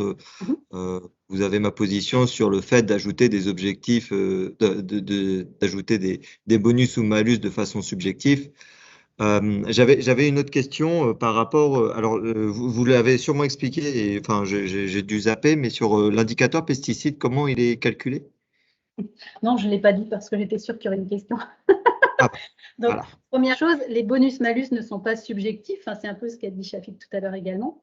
Ils sont indispensables puisque la méthode ACV elle-même, et ça c'est exact également dans les rapports scientifiques, est subjective. Elle est subjective aussi dans les pondérations qui sont appliquées. Donc attention, je le répète, il n'y a absolument pas de science neutre. La science n'est au service que des usages. C'est-à-dire si l'usage c'est de faire évoluer le système agroalimentaire dans le sens de la transition. Quelle est la transition? Et après, en fait, il faut simplement axer les métriques, les outils sur le cap. Voilà, on a juste besoin de la boussole. Sur la question du malus pesticide, aujourd'hui, dans Agribalise, vous avez globalement des choses qui sont plus ou moins, donc c'est essentiellement pesticides hein, sur la question tox et écotox. On a quand même 3 indicateurs sur 16 qui sont purement là-dessus. Vous avez des choses qui sont en moyenne à jour de 2010. Avec, vous pouvez imaginer des méthodes de quantification comme c'est les faire la CV, c'est-à-dire avec 8 chiffres après la virgule. On a l'impression que du coup, on est très très précis parce qu'il y a 8 chiffres après la virgule, mais on est très précisément faux. Donc, très concrètement là-dessus, puisque nous, on a vraiment analysé cet enjeu-là pour voir tout ce qu'on pouvait faire. Vous verrez dans notre rapport au conseil scientifique, on a vraiment fait tout un tas de modélisation sur l'enjeu tox-écotox. Ça ne marche pas en ACV. C'est complètement obsolète. Vous avez là-dedans tout un tas de molécules en plus qui sont interdites, beaucoup de molécules autorisées qui n'y sont plus. Donc l'approche qu'on a prise avec notamment des chimistes qui sont spécialistes de la réglementation REACH, c'est d'établir une matrice donc, qui sera publiée en début d'année et qui sera donc non seulement publique mais gratuite, dans laquelle on liste plus d'un millier, je crois qu'on est à 1400, toutes les substances actives homologuées, qualifiées sur la base de la réglementation et des publications scientifiques non controversées. Donc on essaye de ne pas se positionner par exemple sur des choses qui sont encore en stand-by au niveau scientifique comme les SDHI, d'évaluer les niveaux qui sont des niveaux de danger qui sont posés par ces molécules selon la réglementation, parce que la réglementation a des catégorisations, et selon la biblio, et ensuite de faire le lien entre les itinéraires techniques produits et ces molécules pour avoir des jauges à la fois sur santé humaine et sur l'environnement. Donc ça, ce sont des éléments quantitatifs basés sur de la science qui sont clairement mis à disposition et qui sont indispensables aujourd'hui hors ACV pour rendre les enjeux tox-écotox qui sont pris dans le test. C'est un enjeu de crédibilité majeur d'ailleurs, à la fois de la démarche du Planet Score, mais globalement de l'affichage environnemental, puisque vous l'avez vu, et de manière spontanée, c'est-à-dire qu'à l'époque, le Planet Score n'était absolument pas sur l'étagère. Les consommateurs de Carrefour, les consommateurs qu'on a pu sonder, pas nous, mais le panéliste 2 fois, le sondage, la consultation de Yuka, il y a un véritable enjeu sur cette question des pesticides. Donc après, aux filières de se dire, est-ce que là-dessus, j'utilise ça réellement comme un outil pour justement pouvoir différencier sur les démarches de progrès, et dans ces cas-là, on donne quelque chose à voir, ou est-ce que je suis plutôt très réticent et je rentre en freinage? Voilà, c'est pour le dire très clairement. Mais pour nous, il y a un enjeu clair et cette demande-là, elle sera d'une manière ou d'une autre satisfaite. Pour les consommateurs, visiblement, ce n'est pas optionnel. Les prises de parole ont été très claires en comité des partenaires là-dessus. Ok. Merci beaucoup, Sabine. Alors, j'espère ne frustrer personne, mais comme on a pris du retard, je vous propose d'avancer. Et en tout cas, merci pour ta présentation et puis pour les réponses aux questions. Merci beaucoup. Ouais. Je vous en prie. Et donc, je pense que vous l'avez compris, mais donc le site internet va bientôt être lancé avec des exemples de scoring et puis tous les éléments de méthode. On a préféré là aussi fiabiliser, travailler avec les entreprises qui sont en démarche de progrès pour vérifier qu'on fine-tunait correctement, notamment nos indicateurs complémentaires sur les pratiques, voir qu'on arrivait par exemple à intégrer correctement ce que je vous ai expliqué sur l'e-friendly ou d'autres, l'agriculture de conservation des sols, etc. Avant de lancer quelque chose dans la nature. Donc ceux qui ont des questions plus précises, n'hésitez pas, on est vraiment à votre disposition pour répondre dans des réunions spécifiques sur les enjeux qui vous intéressent. Merci beaucoup.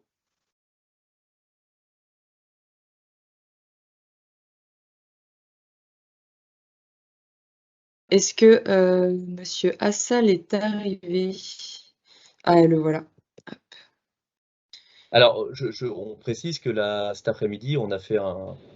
Bonjour Monsieur Assal. Bonjour. Bonjour.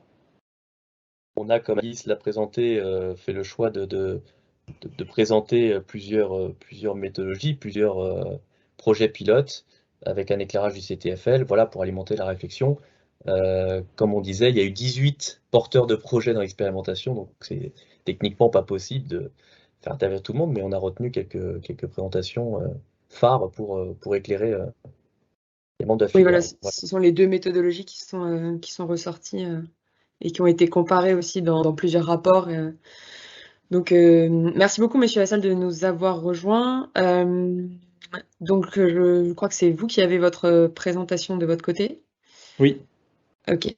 Et du coup, je vous laisse peut-être vous présenter et puis partager si vous voulez partager la présentation. Très bien. J'y vais. Je fais la manip.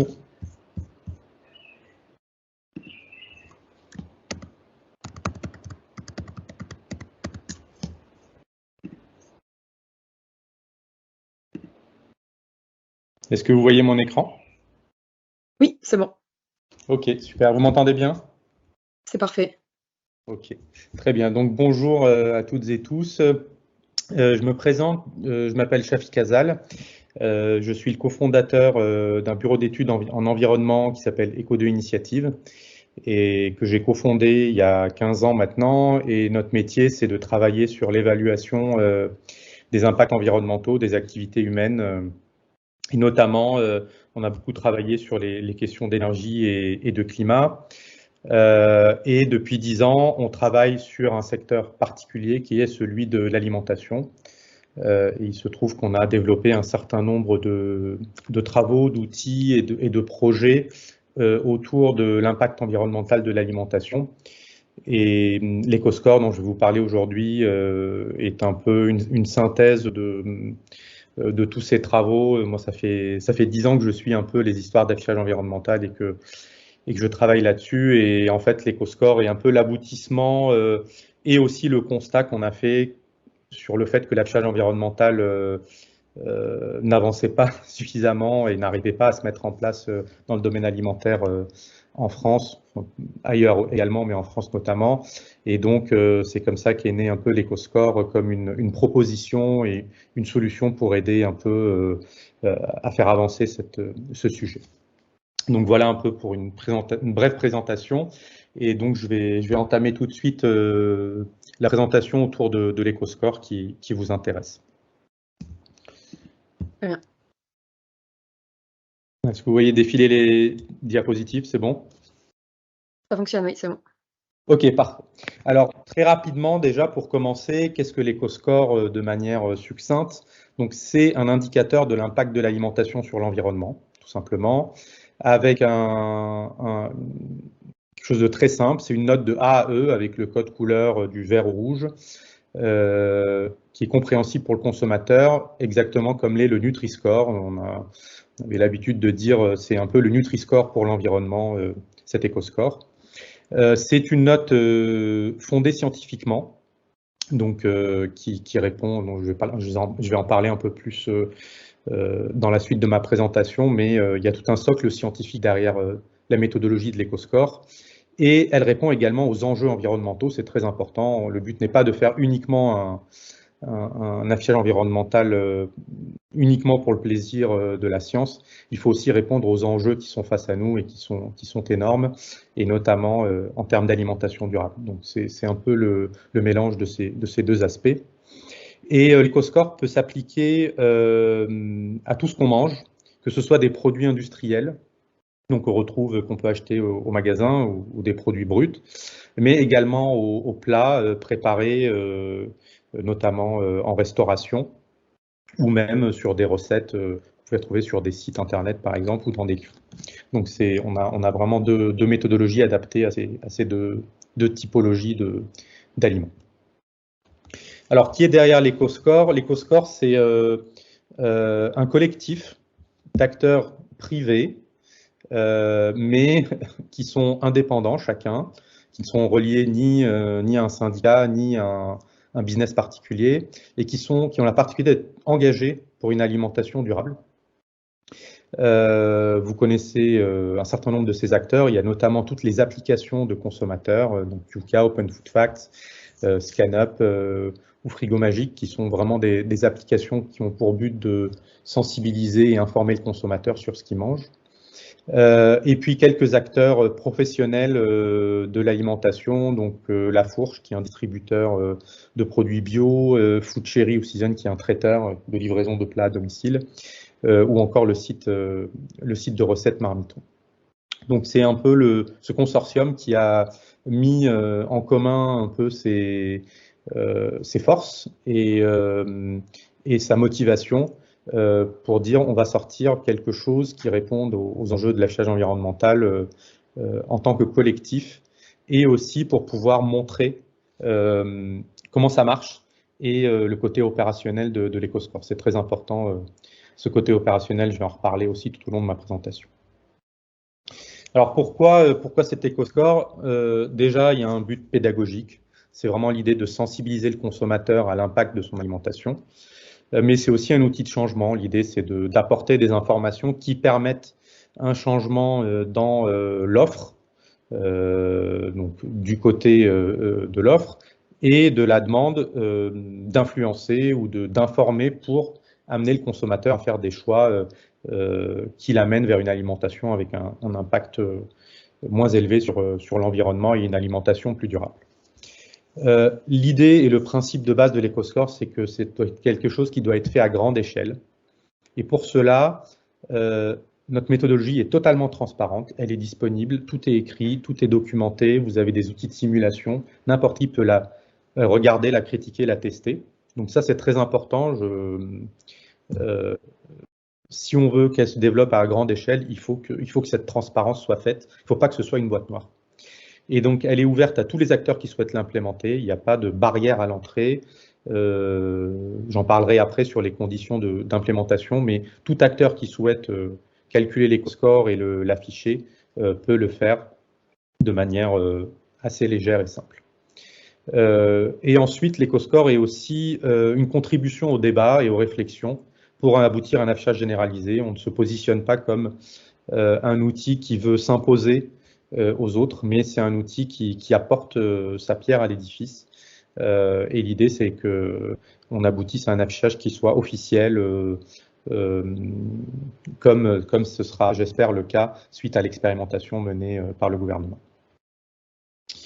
Donc l'EcoScore existe depuis 1 an. On l'a lancé il y a 1 an et on a travaillé dessus depuis 2 ans maintenant. Et il arrive dans le contexte où effectivement l'affichage environnemental est de plus en plus une demande forte, alors que ce soit au travers de la Convention citoyenne pour le climat, la loi AGEC sur l'économie circulaire et la dernière loi climat et résilience. Donc tous ces travaux et ces réglementations ont en leur sein une demande pour un affichage environnemental. Alors pas que sur l'alimentation, mais en tout cas l'alimentation est dedans. Et c'est dans ce cadre-là d'ailleurs que l'expérimentation lancée en février 2020 a été lancée par le ministère de la Transition écologique pour travailler sur harmoniser l'affichage environnemental. Donc ça, c'est les travaux qui sont encore en cours. Mais en tout cas, on est arrivé dans ce contexte-là. Voilà un petit peu pour une rapide introduction. Je vais rentrer maintenant un peu dans l'explication de ce que c'est que cet EcoScore, parce que je pense que c'est ce qui intéresse beaucoup les gens, qu'est-ce qu'il y a derrière. Et sachez tout de suite qu'il y a un site internet, vous voyez l'adresse qui s'affiche là-dessus, mais qu'on peut facilement trouver, où toute la méthodologie est expliquée en détail et est disponible. De manière simple, encore, j'essaie d'être le plus pédagogique possible pour vous expliquer comment ça fonctionne, mais évidemment c'est un peu plus complexe, il faut se plonger dedans. Mais de manière simple, l'EcoScore est basé sur 2 socles. Le premier socle que vous voyez à gauche, c'est l'ensemble des impacts environnementaux sur le cycle de vie du produit. C'est ce qu'on appelle communément l'analyse de cycle de vie. C'est basé sur les données de la base de données Agribalise, donc qui est la base de données officielle française, gérée par l'ADEME et qui est également en open source et qui est disponible pour tout le monde. Et donc les produits ont tout d'abord un score ACV. Ce score est transformé sur une note sur 100 à laquelle on vient rajouter de notre côté un certain nombre de bonus-malus, donc des points, donc en moins ou en plus, qui viennent compléter cet ACV sur les aspects sur lesquels l'ACV manque éventuellement de quantifier ou d'évaluer un certain nombre d'impacts environnementaux.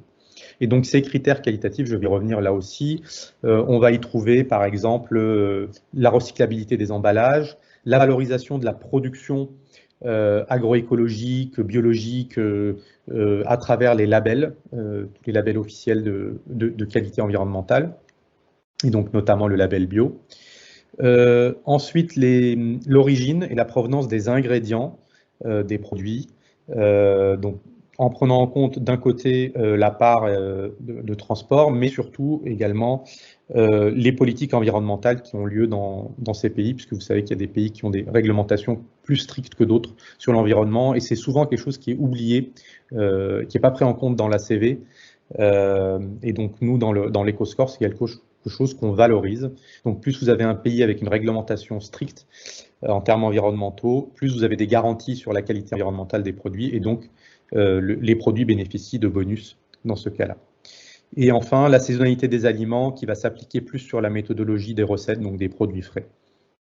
Donc voilà un petit peu comment ça se passe. Donc vous avez le score sur 100 de l'ACV, auquel viennent s'ajouter ces points bonus-malus. Et à la fin, vous avez une note finale sur 100 qui vous donne l'éco-score, et donc les valeurs de A à E.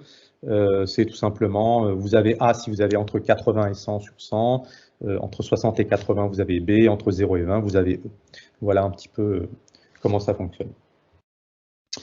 Je rentre un petit peu plus dans l'explication aussi à quoi servent ces bonus. J'ai commencé à le dire, mais c'est important de bien le noter. L'ACV ne capte pas correctement un certain nombre d'aspects. Donc ça, c'est des sujets qui sont débattus depuis maintenant 1 an dans le cadre de l'expérimentation. Et notamment la prise en compte des bénéfices environnementaux, notamment par exemple du bio, mais aussi des agricultures, on va dire, responsables, en ce qui concerne l'utilisation des pesticides, en ce qui concerne les pratiques environnementales par rapport à la biodiversité. Mais aussi il y a des co-bénéfices, alors qui ne sont pas environnementaux, mais qui sont valorisés dans ces labels, le bien-être animal, la santé humaine, etc. Donc en fait, les bonus pour les labels permettent quelque part de prendre en compte tous ces bénéfices environnementaux qui ne sont pas captés par l'ACV. Donc ça, c'est un point très important. Ensuite, sur les origines, j'en ai déjà parlé. Et sur la recyclabilité des emballages, typiquement, dans une ACV, vous allez avoir l'impact de la fabrication de l'emballage, éventuellement sa fin de vie, mais sa recyclabilité même n'est pas bien captée dans l'ACV. Et la recyclabilité, ça veut dire, est-ce que le matériau est effectivement recyclable en fin de vie, mais aussi quel est son taux réel de recyclage selon le pays. Donc si vous êtes dans un pays qui fait très peu de tri et très peu de recyclage, vous avez beau avoir un emballage recyclable, en fait l'emballage finira dans les ordures ménagères et donc ne sera pas valorisé. Donc on vient un peu corriger ces éléments-là avec ce système dans l'EcoScore. Alors quelques exemples pour illustrer, j'ai pris un exemple sur les œufs. Donc vous voyez ici des différenciations. Donc là, les œufs sont scorés et ils n'ont pas les mêmes éco-scores à la fin selon leurs caractéristiques. Donc un œuf en cage conventionnel va obtenir une note de C. S'il est bio et importé de l'extérieur de l'Union européenne, il arrive à B, mais un B avec une note moindre que s'il était label rouge et français. Et la meilleure note est donnée à l'œuf bio et français. Donc il va cumuler en fait l'ensemble des bonus de l'EcoScore et obtenir une note de A. Donc on peut passer d'un œuf qui est à C à A selon ses caractéristiques. On voit bien comment on peut différencier les produits comme ça et donner un signal aussi bien aux consommateurs qu'au marché, à l'offre là-dessus. Un autre exemple sur le riz, c'est un peu la même idée. Alors là, on est sur du végétal, donc on est dans des notes plutôt pas trop mauvaises. Sur les viandes, on aurait plus de variations. Mais le riz indien arrive à un B. S'il est bio, il a un meilleur B. S'il est français, il est en A. Et s'il est bio et français, là, il a le maximum de 100 points dans l'EcoScore. Donc voilà, c'est 2 exemples un peu pour illustrer. Mais vous avez ça sur l'ensemble des produits qui vont avoir la même ACV au départ, mais qu'on va différencier grâce au bonus-malus. Si on veut afficher l'EcoScore, comment ça se passe? Alors, je disais tout à l'heure qu'il y avait quand même un petit peu, enfin, il n'y avait pas de barrière à l'entrée, n'importe qui pouvait afficher l'éco-score, mais il y a quand même des règles à respecter, ne serait-ce que pour la légitimité et la solidité de la méthodologie. Donc, l'utilisation du logo est soumise à un règlement d'usage, un peu comme le Nutri-Score d'ailleurs. Il y a une procédure d'enregistrement. Il faut s'engager à appliquer la méthodologie de l'éco-score. Voilà, pas faire n'importe quoi avec la méthodologie, qu'on soit transparent sur les calculs. Ça, c'est très important. Et informer le collectif qui est garant un peu de l'affichage environnemental de l'éco-score sur sa volonté de le communiquer et d'utiliser l'éco-score. Et le collectif va vérifier les calculs avant de donner l'accord pour l'utilisation de l'affichage. Mais au-delà de ces règles-là, il n'y a pas de barrière. N'importe qui peut calculer son éco-score gratuitement et l'afficher gratuitement. Il n'y a pas de... Voilà, il peut le faire lui-même, il peut se faire aider évidemment, mais il peut le faire lui-même à moindre coût. Aujourd'hui, on en est avec l'éco-score, donc je pense que ça c'est intéressant à voir pour vous également. Donc l'éco-score est une réalité. Enfin, ça fait maintenant 1 an que l'éco-score est en place sur un certain nombre de sites et d'outils et chez un certain nombre d'acteurs. Donc je vais vous en parler un petit peu. Donc Yuka, l'application bien connue. Donc aujourd'hui, il y a presque 70 000 produits qui ont un éco-score dans Yuka avec des informations complémentaires. Donc on a la note de A à E qui s'affiche, mais on a également un détail des informations sur la production, l'origine, les emballages, etc. Et le consommateur a la possibilité lui-même de caractériser, le consommateur ou d'ailleurs les marques, peuvent eux-mêmes renseigner un certain nombre d'informations pour compléter l'évaluation de l'éco-score. Open Food Facts, pareil, donc là on a près de 300 000 produits qui sont scorés dans la base de données Open Food Facts avec tout le détail des calculs qui est affiché. Il faut être plus la transparence. L'application ScanUp qui a scoré 350 000 produits également, qui travaille beaucoup avec la distribution et les marques. Du côté restauration, on a l'entreprise Food Cherry donc, qui affiche l'éco-score sur son site de commande en ligne, sur son application mobile, mais également sur les étiquettes qui sont apposées sur les plats qui sont livrés, notamment les plats emballés de sa marque Food Cherry ou Season. Autre exemple dans la restauration, le groupe Elior a également intégré l'éco-score et a déjà fait une expérimentation dans 3 restaurants avec l'affichage de l'éco-score pour les convives sur les plats du jour. Donc c'est une prouesse technique puisque ces calculs sont faits tous les jours, puisque les plats, les menus changent tous les jours. Et donc l'intégration s'est faite dans la base de données et elle s'affiche automatiquement dans tous les restaurants Elior qui le souhaitent et qui peuvent l'imprimer et l'afficher à leurs convives. Ensuite, vous avez le site de La Fourche, donc qui est un distributeur d'épicerie bio. Donc là, c'est affiché sur le site. Et également, La Fourche a créé sa marque propre. Ils ont aujourd'hui plusieurs dizaines de produits en marque propre. Et donc, l'éco-score s'affiche également sur le packaging de ces produits. On est sorti de la France également, puisqu'on a des distributeurs maintenant en Europe qui affichent l'éco-score. Donc le premier d'entre eux, c'est Colruyt en Belgique. Donc c'est un des principaux distributeurs belges. Et Colruyt a été un des premiers à être séduit par l'approche de l'éco-score et ils ont calculé l'éco-score sur 5000 produits de leur marque Bonnie. Et donc aujourd'hui, cet éco-score est affiché sur leur application, sur leur site internet et également sur plusieurs produits sur le packaging directement. Donc ça, c'est en Belgique. En France, Carrefour a rejoint l'aventure également à mi-parcours et aujourd'hui, il y a 25 000 produits sur le site carrefour.fr qui ont un éco-score qui est calculé et affiché. Le groupe Lidl, donc là c'est à l'international. Donc Lidl en Allemagne a entamé une expérimentation de l'éco-score en magasin, donc dans plus de 200 magasins à Berlin, et ensuite a étendu cette expérimentation en Belgique au Royaume-Uni, en Autriche et aux Pays-Bas. Donc c'est des expérimentations qui sont en cours. Donc il y a un affichage de l'EcoScore sur un certain nombre de produits directement en magasin. Et puis très récemment, depuis une semaine, Intermarché affiche l'EcoScore sur 19 000 produits dans son application mobile Intermarché. Donc encore un distributeur qui rejoint l'aventure.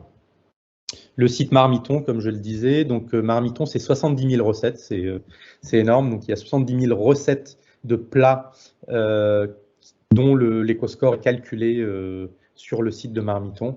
Et donc ça fait une formidable base de données également de produits alimentaires pour lesquels ces calculs sont réalisés. D'autres types d'acteurs qui travaillent avec les... Alors là, pour le coup, c'est des plateformes qui travaillent avec les marques et les distributeurs. Donc là, on a la plateforme Alchemix qui fournit des données sur les produits alimentaires, donc qui sert de pont entre les marques et les sites qui veulent afficher ces données ou qui ont d'autres utilisations. Et Alchemix a intégré les champs pour pouvoir renseigner les données de l'EcoScore et permettre le calcul de l'EcoScore. Donc là, vous voyez l'exemple sur une pâte à tartiner Michel Augustin. En fait, c'est pas que le score s'est amélioré. Enfin, le score s'est amélioré parce que les données ont été complétées. Donc, grâce à Alchemix. Et donc, pour finir, quelques chiffres clés. Donc, entre les applications de consommateurs, il y a à peu près 350 000 produits scorés. Carrefour, Intermarché, j'en ai parlé. Colruyt et Marmiton, et enfin Elior, aujourd'hui c'est 30 000 plats qui sont scorés. Donc on est vraiment sur quelque chose d'opérationnel qui fonctionne, et aujourd'hui cet affichage est disponible pour tous les consommateurs qui utilisent ces outils ou qui vont sur ces sites. Pour terminer, parce que j'imagine que vous aurez beaucoup de questions, pour synthétiser un peu pourquoi l'EcoScore et en quoi est-ce que l'EcoScore apporte quelque chose de positif. Donc tout d'abord, l'EcoScore est basé sur un consensus scientifique international, donc la méthode de l'analyse de cycle de vie, et européen au travers des méthodologies PEF, pour ceux qui connaissent. Donc ça veut dire que l'EcoScore est quelque chose de compatible avec demain un affichage environnemental qui pourrait se développer à l'international. Donc ça, c'est très important, il me semble, pour ne pas rester uniquement sur une approche franco-française.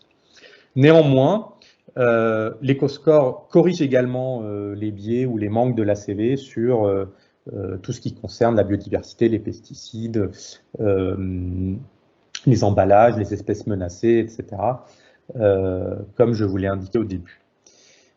Ensuite, très important, la méthodologie est transparente et ouverte. Donc tout le monde peut la tester une fois de plus. Je me répète là-dessus, mais je pense que c'est la seule méthode aujourd'hui existante sur laquelle vous avez accès à toute la manière dont elle est calculée, évaluée, etc. Donc voilà. Et puis l'autre point très important, c'est une approche opérationnelle. On n'est pas dans quelque chose et c'est ce qui manquait à l'affichage environnemental jusqu'à maintenant. On restait sur des choses très scientifiques, très complexes, l'ACV notamment, quand on veut utiliser des données primaires, quelque chose de très complexe à mettre en place et très coûteux. Et en fait, on a réussi à résoudre un peu ces problèmes et à apporter quelque chose de très pragmatique et d'opérationnel qui puisse être réalisé à grande échelle, dont le coût d'implémentation est très faible. Et donc, c'est pour ça que vous avez des centaines de milliers de produits aujourd'hui dont l'EcoScore a pu être évalué et en même temps dont on peut calculer et vérifier la validité, même si on est de l'extérieur. Donc aujourd'hui, c'est une approche qui est plébiscitée par un certain nombre d'acteurs en France, mais aussi en dehors. Et puis enfin, l'EcoScore, comme je le disais au début, répond à des enjeux importants. Il faudrait aller plus loin pour vous montrer plein d'exemples, mais en fait, l'EcoScore valorise les produits à plus forte valeur ajoutée environnementale et donc donne des signaux très forts pour une alimentation durable. Et pour résumer ces signaux, l'EcoScore va valoriser plus les produits végétaux. Donc on sait qu'aujourd'hui, on a une nécessité absolue d'aller vers une alimentation avec moins de produits carnés, moins de produits animaux, de meilleure qualité évidemment, mais moins. Il faut qu'on mange plus de produits végétaux. Et en même temps, on doit manger plus de produits qui sont réalisés par une agriculture ou un élevage de qualité qui préserve l'environnement. Donc l'EcoScore va valoriser les produits bio et les produits qui sont produits de manière responsable. Il va valoriser également les produits, alors locaux, en réalité c'est nationaux, mais pour privilégier également des productions nationales, et ce qui correspond également à une attente forte de la société. Et puis moins d'emballage. Autre également enjeu très important, notamment sur les emballages plastiques, les emballages jetables. C'est qu'on est aujourd'hui dans une société qui crée des déchets par millions de tonnes, et donc il est vraiment très important d'aller vers moins d'emballages et puis des emballages plus respectueux de l'environnement. Donc voilà un peu les grandes idées de ce que permet l'EcoScore et de ses atouts. Voilà, et comme je vous le disais, vous pouvez aller voir la méthodologie en détail sur le site internet. Voilà, j'en ai fini pour cette courte présentation, et donc je suis disponible pour répondre à vos questions. Merci beaucoup. Olivier, c'est pour poser une question ou tu voulais intervenir Non, ça sera les questions, mais je laisse volontiers les personnes qui, autour de la Ok. professionnelle, qui vont d'abord s'exprimer sur les questions. Ok, ça marche. Je vais reprendre les questions déjà qui sont apparues dans le chat. Il y avait une question sur la date d'obligation de l'affichage, mais j'ai vu, Olivier, que tu avais répondu en disant que le principe d'un affichage obligatoire est normalement à l'issue sera mis en place à l'issue d'une période d'expérimentation, au plus tard d'ici 5 ans. Donc, mais a priori, d'après ce qu'on a entendu sur le secteur alimentaire, voilà, le 5 ans est pour tous les produits. Pour les produits alimentaires, on a quand même un focus. Je crois que le textile aussi est ciblé dans la loi.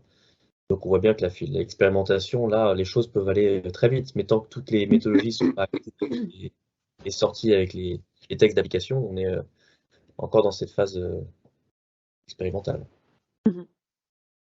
Quelles sont les conditions pour pouvoir utiliser l'EcoScore et y aura-t-il un coût pour les utilisateurs? Je pense que vous y avez répondu.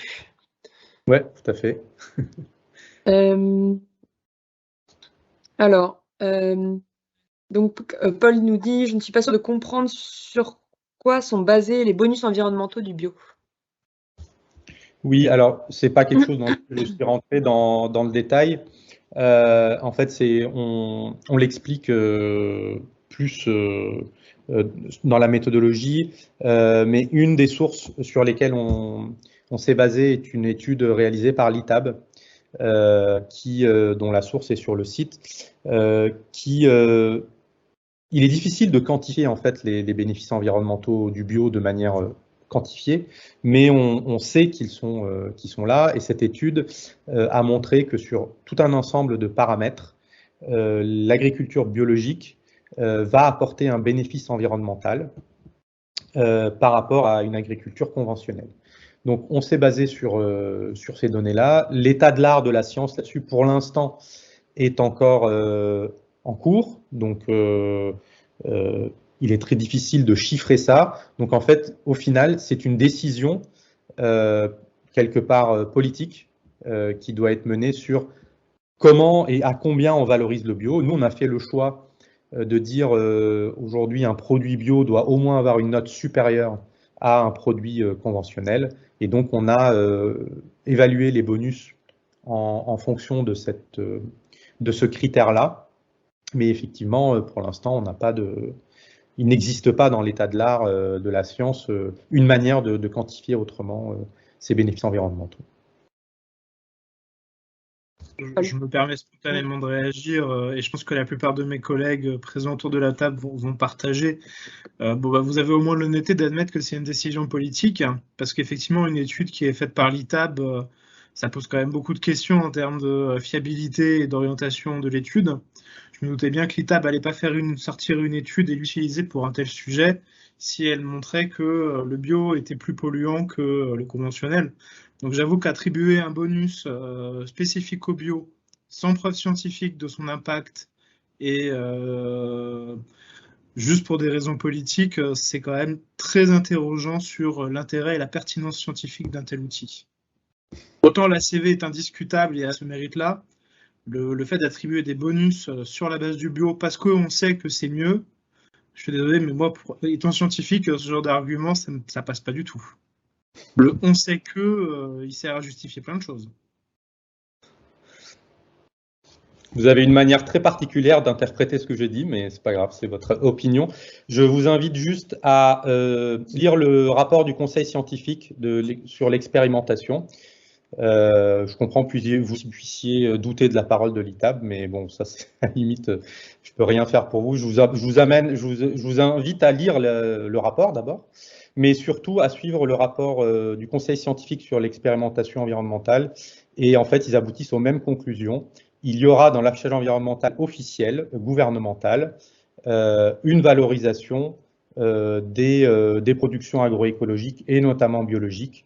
La manière dont ça va être valorisé n'est pas encore déterminée, mais il est tout à fait acté que les bénéfices environnementaux de ces productions seront valorisés dans le futur affichage environnemental. Donc c'est pas moi qui le dis, vous pouvez mettre en doute un peu cette argumentation, mais je vous invite donc à lire ce qu'a écrit le conseil scientifique là-dessus.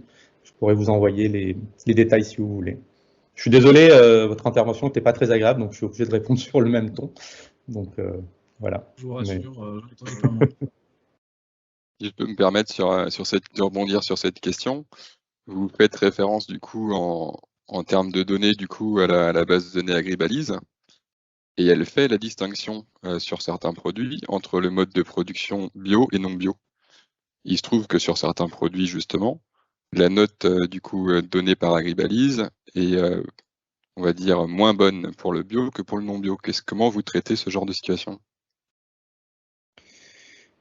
Ben, là aussi, à l'encontre de l'idée de donner un bonus. Ouais, là aussi, je vous renvoie aux travaux qui sont menés par l'ADEME là-dessus. En fait, aujourd'hui, on a très peu d'évaluations qui permettent de généraliser une ACV pour le bio, en fait, tout simplement parce qu'il n'y en a pas beaucoup. Et donc, effectivement, quand vous rapportez au kilogramme produit, l'ACV va donner un bénéfice à l'agriculture conventionnelle, tout simplement pour des questions de rendement. Et donc, quand vous faites une évaluation par hectare, là, les choses changent. Mais effectivement, l'ACV étant basée sur un calcul au kilogramme, automatiquement, elle va bénéficier à toute production qui a un rendement élevé. Bon, ça, on sait que l'agriculture conventionnelle a globalement un des rendements plus élevés que le bio. Mais néanmoins, il y a très peu de produits bio dans Agribalise, et pas suffisamment en tout cas, pour pouvoir utiliser ça comme base suffisante. Et une fois de plus, vraiment, je vous renvoie vers les conclusions de l'expérimentation de l'affichage environnemental qui, sur ce point particulier, a conclu sur le fait que l'ACV ne captait pas un certain nombre de bénéfices environnementaux de manière correcte, notamment pour la production biologique. Donc, vraiment, je vous invite à lire ce rapport. Et d'ailleurs, peut-être que ça aurait été intéressant pour vous d'inviter l'ADEME là-dessus et l'INRAE qui ont travaillé sur ces sujets. Je pense qu'ils pourraient encore mieux répondre à ces questions. Ok, merci. On a une autre question sur les contrôles avec un lien vers un site internet qui propose des œufs bio où ils sont notés en Ecoscore C.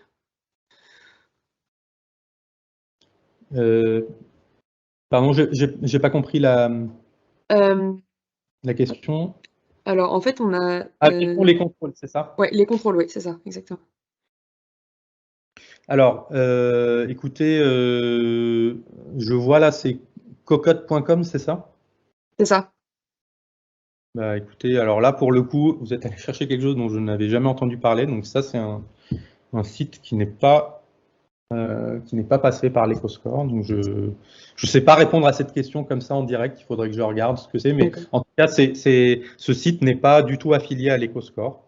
On va vérifier si c'est. Est-ce que c'est bien le logo de l'Ecoscore qui est dessus? Oui, quand on C'est moi qui ai envoyé la question. On voit bien C, comme vous avez évoqué que c'était B, j'ai tapé en même temps que vous parliez. Et quand on clique sur le logo, qui ressemble plutôt à un Nutri-Score, il y a bien écrit EcoScore. D'accord. EcoScore avec un numéro, une note C qui est moins disante que ce qui est évoqué. C'est pour ça que je me suis permis de faire une question à ce sujet. Alors, vous avez raison. Alors, je viens de regarder. Oui, ça n'a rien à voir avec nous et c'est pas l'EcoScore. C'est pas notre EcoScore. Donc, ça, c'est quelque chose. Je ne connaissais pas ce site, mais c'est pas du tout notre EcoScore en tout cas. Bon. Ça se présente de la même manière en tous les cas. Oui, alors vous verrez hein, l'affichage de A à E qui ressemble au Nutri-Score. Il y en a malheureusement à foison. Enfin, c'est quelque chose que beaucoup de sites ont pu reprendre, mais c'est pas le nôtre en tout cas. Donc ce n'est pas protégé à ce jour. Alors le logo de l'EcoScore est protégé.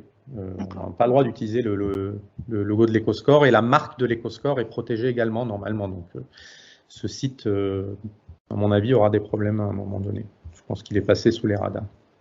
Okay. Merci de l'information en tout cas. Ce n'était pas mon objectif de remonter une malversation, désolé. Pas de souci. Si demain le ministère retient un autre système d'affichage, que deviendra votre EcoScore? Alors écoutez, on verra. Pour l'instant, on attend de voir comment va évoluer l'EcoScore officiel, mais évidemment, on se conformera à l'affichage officiel. Et donc l'EcoScore, en tout cas en France, s'adaptera à l'affichage officiel et sera conforme à la méthodologie qui sera adoptée. Ok, merci. François, tu voulais poser une question? Oui, j'ai plusieurs remarques. Bon, déjà, j'étais à peu près du même avis que Paul Faburel sur la remarque sur le bio. En fait, je pense que ce qui nous a fait tiquer, c'est le fait de subjectiver un score qui paraît objectif, en fait, en donnant un bonus sur des choses où l'état de l'art n'est pas encore tout à fait fini. Ça paraît donner un peu une orientation. Moi, personnellement, ça me gêne parce que, bon, on pourrait penser, enfin, si c'est subjectivé, mais que c'est pas explicité, on peut penser qu'il y a, bon, il n'est pas complètement, je dirais pas franc, mais pour moi, il y a un petit chose qui est gênant, quelque chose qui est gênant. Je me pose la question aussi sur le local. Est-ce que c'est un peu la même réflexion sur le local? Est-ce qu'il y a puisque bon, on sait l'intérêt environnemental. Je veux pas viser un produit en particulier, hein, mais c'est vraiment un exemple d'une pomme de contre-saison qui vient du Chili ou d'une pomme qui a passé un bout de temps au frigo. C'est questionnable. Sur le principe des origines, je vais être aussi un petit peu pareil, c'est qu'on donne des malus sur des origines qui ont par exemple, j'imagine que c'est par exemple au niveau des règlements pesticides qui sont peut-être moins bien disantes que la France, et ça il existe, mais c'est pas parce que les produits viennent de ces origines que les producteurs ont utilisé ces pesticides, parce qu'ils doivent aussi respecter les LMR au niveau européen, donc des fois ça arrive souvent qu'ils s'abstiennent d'utiliser des pesticides qui sont autorisés chez eux. Et sur le transport, il y a aussi un petit peu la même question sur le fait que ça soit doublement pris en compte à la fois, parce qu'il y a quand même une dimension transport qui est bien prise en compte au niveau de l'ACV d'Agribalise pour les fruits exotiques qui ne sont pas produits en France. Et donc, il y a aussi cette question dans le fait que l'origine soit doublement prise en compte. Et en fait, plus généralement, je pense que cet EcoScore, il est très intéressant pour les produits transformés, mais sur les fruits et légumes, il est peut-être moins faisable parce qu'il va être en fait beaucoup plus, si on peut dire, les petites altérités de différence de filière au niveau des fruits et légumes, elles vont beaucoup plus apparaître, alors que sur des produits transformés, peut-être qu'elles vont être un peu plus diluées, justement dans le fait qu'il y a plusieurs ingrédients. Et un dernier petit point aussi sur l'emballage, comment l'afficher, le Nutri-Score, sachant qu'on a de moins en moins d'emballage de façon contrainte ou volontaire. C'était un... Bon, j'ai... Bon, je vais essayer de résumer pour essayer de vous répondre. Alors, merci pour toutes ces remarques qui sont toutes tout à fait pertinentes et on est conscient en fait de ces questions-là. Pour vous répondre, en fait, si on prend chaque sujet en soi, il y a toujours des choses, on va dire, qu'on aurait pu faire différemment ou améliorer. Mais quand on a développé la méthodologie de l'EcoScore, on a essayé de faire un ensemble cohérent. Et donc, en fait, on a été obligé de faire quelque part une approche qui réponde en même temps à plusieurs enjeux. Je m'explique. L'enjeu de faisabilité était pour nous primordial. Il fallait donc absolument que ce ne soit pas une usine à gaz comme l'est l'ACV. Vous le savez, faire une ACV, c'est sur un produit, ça peut coûter 20 000 euros, 30 000 euros. Et en plus, on est sur une production très spécifique d'un lieu d'une exploitation et dans une autre exploitation, vous allez avoir des données complètement différentes. Donc, il fallait qu'on sorte de ce problème-là. Et donc, le choix était de dire, on va s'appuyer quand même sur les ACV qui permettent, l'ACV, elle ne permet pas de différencier deux pommes. Sinon, il faudrait faire deux ACV. Par contre, l'ACV permet de différencier, de manière générale, une pomme, des céréales, un steak et une pizza, pour faire simple. Et donc, elle permet de différencier des grandes catégories de produits et de dire leurs impacts relatifs entre elles. Donc, on utilise l'ACV pour ça. Mais pour cela, on est obligé d'utiliser des valeurs moyennes, génériques. Donc, c'est exactement ce que fait Agribalise. Et donc, on va repartir d'Agribalise. Sauf que, effectivement, dès lors qu'on fait ça, on arrive à différencier effectivement un steak et une pomme. Par contre, dès qu'on veut comparer deux steaks ou deux pizzas ou deux pommes, il nous faut des éléments différenciants. Et c'est là qu'intervient le système du bonus-malus. Donc, le système de bonus-malus ne vient pas quelque part vraiment, il est d'une autre nature en fait que l'ACV. C'est vraiment deux aspects. L'ACV d'une part a sa robustesse scientifique, mais aussi ses faiblesses, parce qu'il manque des choses quand même dans l'ACV pour valoriser un certain nombre de bénéfices environnementaux. On sait que la biodiversité est mal valorisée dans les ACV. Et donc le système de bonus-malus vient d'une certaine manière apporter des réponses supplémentaires qui ne sont pas de même nature. C'est pour ça qu'il ne faut pas les mélanger. Et donc on ne dit pas que les bonus-malus sont des ACV, pas du tout. Et on reconnaît volontiers qu'aujourd'hui, on n'a pas de meilleure manière de faire. Enfin, vous le verrez peut-être tout à l'heure avec le Planet Score, s'il y a d'autres méthodologies. Le conseil scientifique également, qui a planché sur ces sujets, dit qu'aujourd'hui, pour faire un affichage à grande échelle, il faut utiliser des valeurs génériques, mais qui peuvent être un peu remaniées. Et donc, c'est comme ça. Nous, on a choisi le système du bonus-malus, mais il pourrait y avoir d'autres systèmes. Pour répondre à vos remarques sur les emballages et les transports,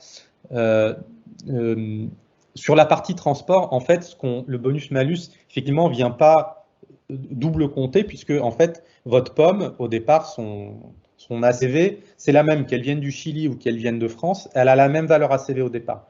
Donc, le bonus transport vient juste différencier les deux entre elles. Donc, ça crée quelque chose de relatif entre les deux, mais ne vient pas corriger l'ACV, c'est pas ça l'idée. Et sur l'emballage, c'est pareil dans Agribalise, c'est un emballage générique qui est utilisé. Et donc, pour différencier deux emballages qui sont différents, c'est le système pour le coup, pour les emballages, c'est des malus qui vient jouer. L'idée est vraiment d'apporter quelque chose qui permette de donner des signaux par rapport aux enjeux, par rapport aux attentes de la société, par rapport aux besoins d'évolution de notre alimentation. Et c'est ce que je disais en conclusion. En fait, globalement, ce système est l'équilibre qu'on a trouvé nous, mais peut-être qu'il peut être amélioré, bien sûr. Et on espère qu'il sera amélioré.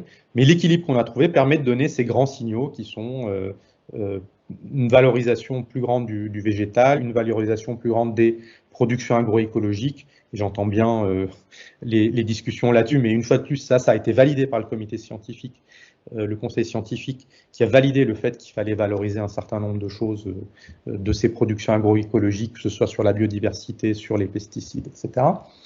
Mais on verra quelle méthode ils utiliseront. Moi, je serai très preneur de s'ils ont de meilleures idées.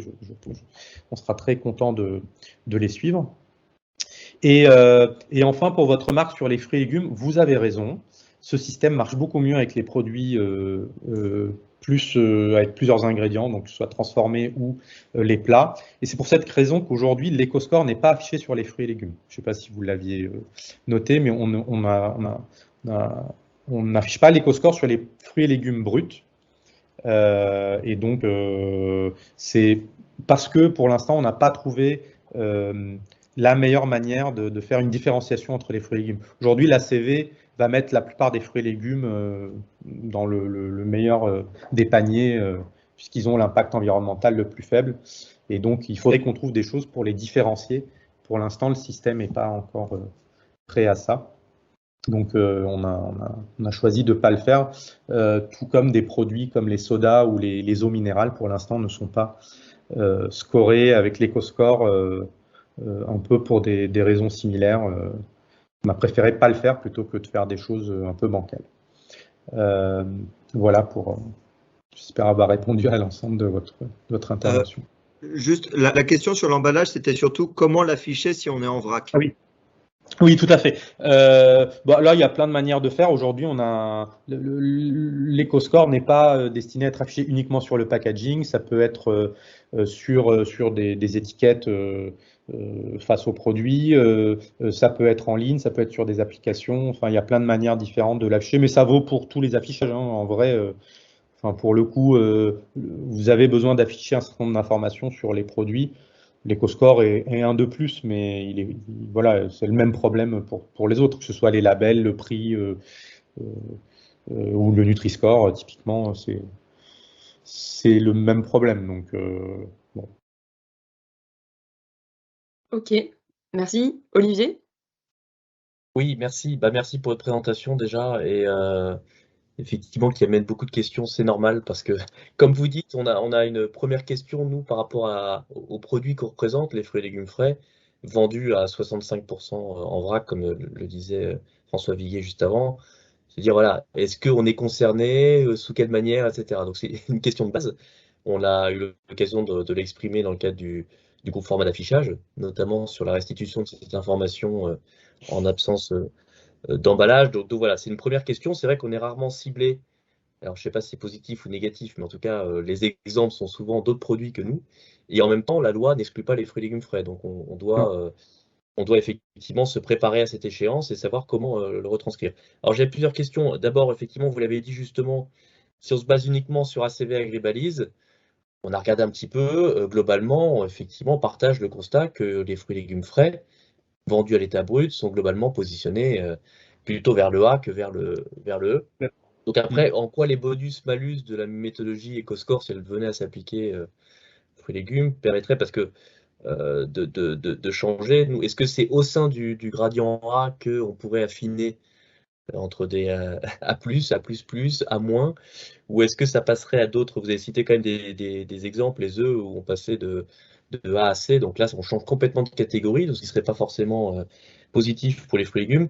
Et après, pour en revenir à vos bonus, deux questions. Alors effectivement, vous avez parlé d'un bonus bio, je ne reviens pas dessus, je pense qu'on s'est largement exprimé, et agroécologique. Alors est-ce que vous avez, comment vous prenez en compte des démarches type HVE, qui sont assez présentes dans les fruits et légumes frais aussi? Est-ce qu'il y a des bonus là-dessus, des démarches HVE directement, ou des démarches qui sont reconnues dans le cadre de la certification environnementale? Parce que dans les fruits et légumes frais, effectivement, c'est un volume non négligeable. On est une des premières filières derrière le vin impliqué. Et la bio à plus de 10% aussi, donc c'est pas négligeable non plus. Et sur les emballages, donc François Viguier l'a abordé, nous c'est vrai qu'on a une réglementation qui... Alors c'est une question un peu différente, mais qui rejoint la précédente, c'est qu'on a une réglementation qui nous interdit à très court terme les emballages plastiques, mais qui n'intègre pas les caractéristiques du l'aspect recyclable. Je m'exprime dans la loi AGEC, on demande à partir de janvier 2022 et jusqu'à 2026 de supprimer les emballages plastiques des fruits et légumes, de trouver des solutions alternatives, mais le caractère recyclable n'est pas, et d'ailleurs on l'a souvent regretté, n'est pas pris en compte. Donc effectivement, on peut arriver avec un emballage alternatif non plastique, mais pas forcément recyclable. Donc comment ça s'intègre aussi dans vos méthodologies? Alors, il y a pas mal de choses. Sur les fruits et légumes, vous avez raison. En fait, effectivement, on a fait la simulation et on avait tout en A. Et donc, en fait, les bonus ne servaient à rien puisque, effectivement, pour l'instant, en tout cas, on restait en A. Donc, on n'arrivait pas à différencier. Comme je dis, on avait la même chose avec les boissons. Et sur les boissons, en fait, on a résolu le problème en créant une méthodologie différente. En fait, du coup, les boissons, on les traite différemment des aliments solides. C'est-à-dire qu'ils ont leur propre échelle. Et donc, en fait, on arrive à remettre les boissons sur une échelle. Il n'y a pas de boissons en E, mais voilà, peut-être de A à D. Et du coup, on arrive à les différencier entre eux. Mais ils ont, un peu comme le Nutri-Score d'ailleurs, hein, qui a une méthodologie différente sur les boissons et les aliments. On les traite différemment. Sur les fruits et légumes, pour l'instant, on n'a pas de solution. On n'a pas trouvé, en tout cas, de solution satisfaisante. Et donc, on verra comment le gouvernement va résoudre ce sujet et à la limite, on se basera là-dessus, hein, tout simplement. Je pense qu'on préfère passer d'être entre A+, et A++, qu'entre A et E. Oui, bah, bien sûr. Non, mais tout à fait. Non, mais c'est pour ça qu'on on voit bien que c'est pas de même nature. En fait, une boisson, c'est vraiment différent parce que c'est composé essentiellement d'eau et donc c'est vrai que c'est pas très comparable à des aliments solides par nature. Mais les fruits et légumes, oui, ici, ils sont à comparer avec les autres aliments. Donc, je pense que potentiellement votre idée peut être une idée. Hein. Il y a dans le conseil scientifique, ils ont proposé une note plus une note complémentaire. Donc, la note sur 100, notamment en plus de la lettre, ce qui permet de différencier un peu plus des produits qui vont avoir la même lettre. Bon, ça peut être une piste. Voilà. Sur les emballages, nous, aujourd'hui, on a ce sujet sur les autres produits. Donc, on ne note pas les fruits et légumes, mais sur les autres produits, on a défini toute une liste des emballages. Et donc, il y a des points différents selon chaque type d'emballage, sa recyclabilité, son taux de recyclage effectif, etc. Et aujourd'hui, c'est vrai que le plastique non recyclable est celui qui a le plus gros malus. Mais c'est cohérent aussi avec les politiques, les réglementations actuelles hein, qui visent à aller vers la dévalorisation du plastique non recyclable. Donc voilà, et en gros, un sachet en papier aura une meilleure note qu'un emballage plastique non recyclable. Et sur la liste des labels, alors effectivement, j'ai insisté sur le bio, mais en réalité, on a toute une liste d'autres labels qui obtiennent des bonus. Il y a les labels rouges. Alors, bon, ça concerne plus les viandes, mais c'est les labels rouges. Mais il y a également le label HVE pour l'instant. Mais a priori, de ce que j'ai compris, il concerne très peu de produits pour l'instant. Je n'ai pas souvenir d'avoir fait des éco-scores avec des labels HVE pour l'instant. Il n'y en a pas beaucoup sur le marché, je veux dire, j'en ai pas vu. Mais en tout cas, il y a un bonus pour le HVE. Et là aussi, on a fait une proposition sur un certain nombre de labels à valoriser, mais là-dessus, on ne veut pas décider nous. Donc, quelque part, on a choisi les labels entre guillemets officiels, ou en tout cas qui sont soutenus officiellement. Et là-dessus, je pense que le gouvernement statuera également sur quels sont les labels à valoriser ou pas. Et donc, on suivra ces recommandations. Voilà. D'ailleurs, il y a également les labels de commerce équitable sur certains produits qui sont valorisés. C'est sur les produits qui viennent de loin, notamment le café ou le chocolat, pour les pratiques environnementales qui sont reliées à ces labels, par rapport à la déforestation notamment. Alors, HVE est bien un label officiel et c'est vrai que si oui, tout à fait. Moins parce que c'est numéro 1, secteur numéro 1, c'est le vin, donc qui n'est pas le score, et numéro 2, c'est sur les fruits et légumes frais, en cumulé, et après sera céréales, etc. Donc peut-être que c'est pas effectivement le champ de l'éco-score en priorité. Non, mais de toute façon, il y est. Il est dans la liste des bonus. Il n'y a pas de. Ok. Pas de chance.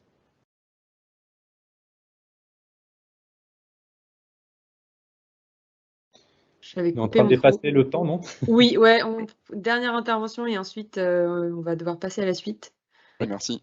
Si je peux me permettre, effectivement, Monsieur De Carnet l'a précisé, il y a plein de démarches collectives qui sont reconnues au niveau de la certification environnementale. C'est une reconnaissance officielle, hein, de leur valeur et de leur contenu. Et j'avais une question du coup que j'avais posée sur la conversation suivant le point de vente. Donc Dominique Grasselli m'a répondu en me disant que le point de vente était pris en compte dans Agribalise. Est-ce que du coup le fait que ce soit vendu dans une très grande surface ou dans une proximité, ça peut changer la note? Est-ce qu'on s'intéresse vraiment à l'impact de l'alimentation jusqu'au consommateur ou est-ce que c'est juste l'agriculture? Et si oui, comment on fait? Parce que c'est le producteur qui conditionne, il ne sait pas forcément si le client est une centrale d'achat où va être distribué le produit. Alors ça, c'est une question Agribalise. Dans Agribalise, c'est l'ensemble du cycle de vie du produit qui est évalué, donc c'est jusqu'au magasin, effectivement. Et donc, il y a la partie distribution qui est évaluée dans Agribalise. Par contre, comme pour le reste, c'est une donnée générique, c'est-à-dire que c'est voilà, un circuit de distribution moyen. Et donc, ça ne fait aucune différence entre si vous vendez ça sur un marché, dans une épicerie ou dans un hyper. Et aujourd'hui, nous, on ne traite pas non plus cette... Enfin, l'EcoScore ne sait pas faire la différence là-dessus. Donc, nous, on repart de la valeur générique Agribalise, qui reste une valeur moyenne. Et donc, effectivement, il n'y a pas de différence. Mais là, je dirais, enfin, si on devait faire une différence, là, ça créerait vraiment des difficultés, parce que ça veut dire qu'il faudrait un affichage différent selon chaque point de vente. Et là, je ne sais pas si opérationnellement, ce serait faisable. Déjà, on a beaucoup de marques qui se posent la question des pays de vente, c'est-à-dire qu'ils vont avoir des éco-scores différents selon qu'ils vendent en France, en Belgique ou en Allemagne. Et donc, c'est déjà une difficulté, surtout s'ils veulent apposer le logo sur le packaging, si c'est le même produit qui est vendu dans différents pays. Là, pour l'instant, l'éco-score est différent selon chaque pays, forcément. Et donc, c'est déjà une difficulté assez, enfin, non négligeable. Donc, sur le point de vente, non, il n'y a pas de prise en compte. Le dernier kilomètre, notamment retour au domicile, peut peser lourd dans l'empreinte environnementale de l'alimentation. Ouais, mais c'est pas aujourd'hui, c'est pas pris en compte.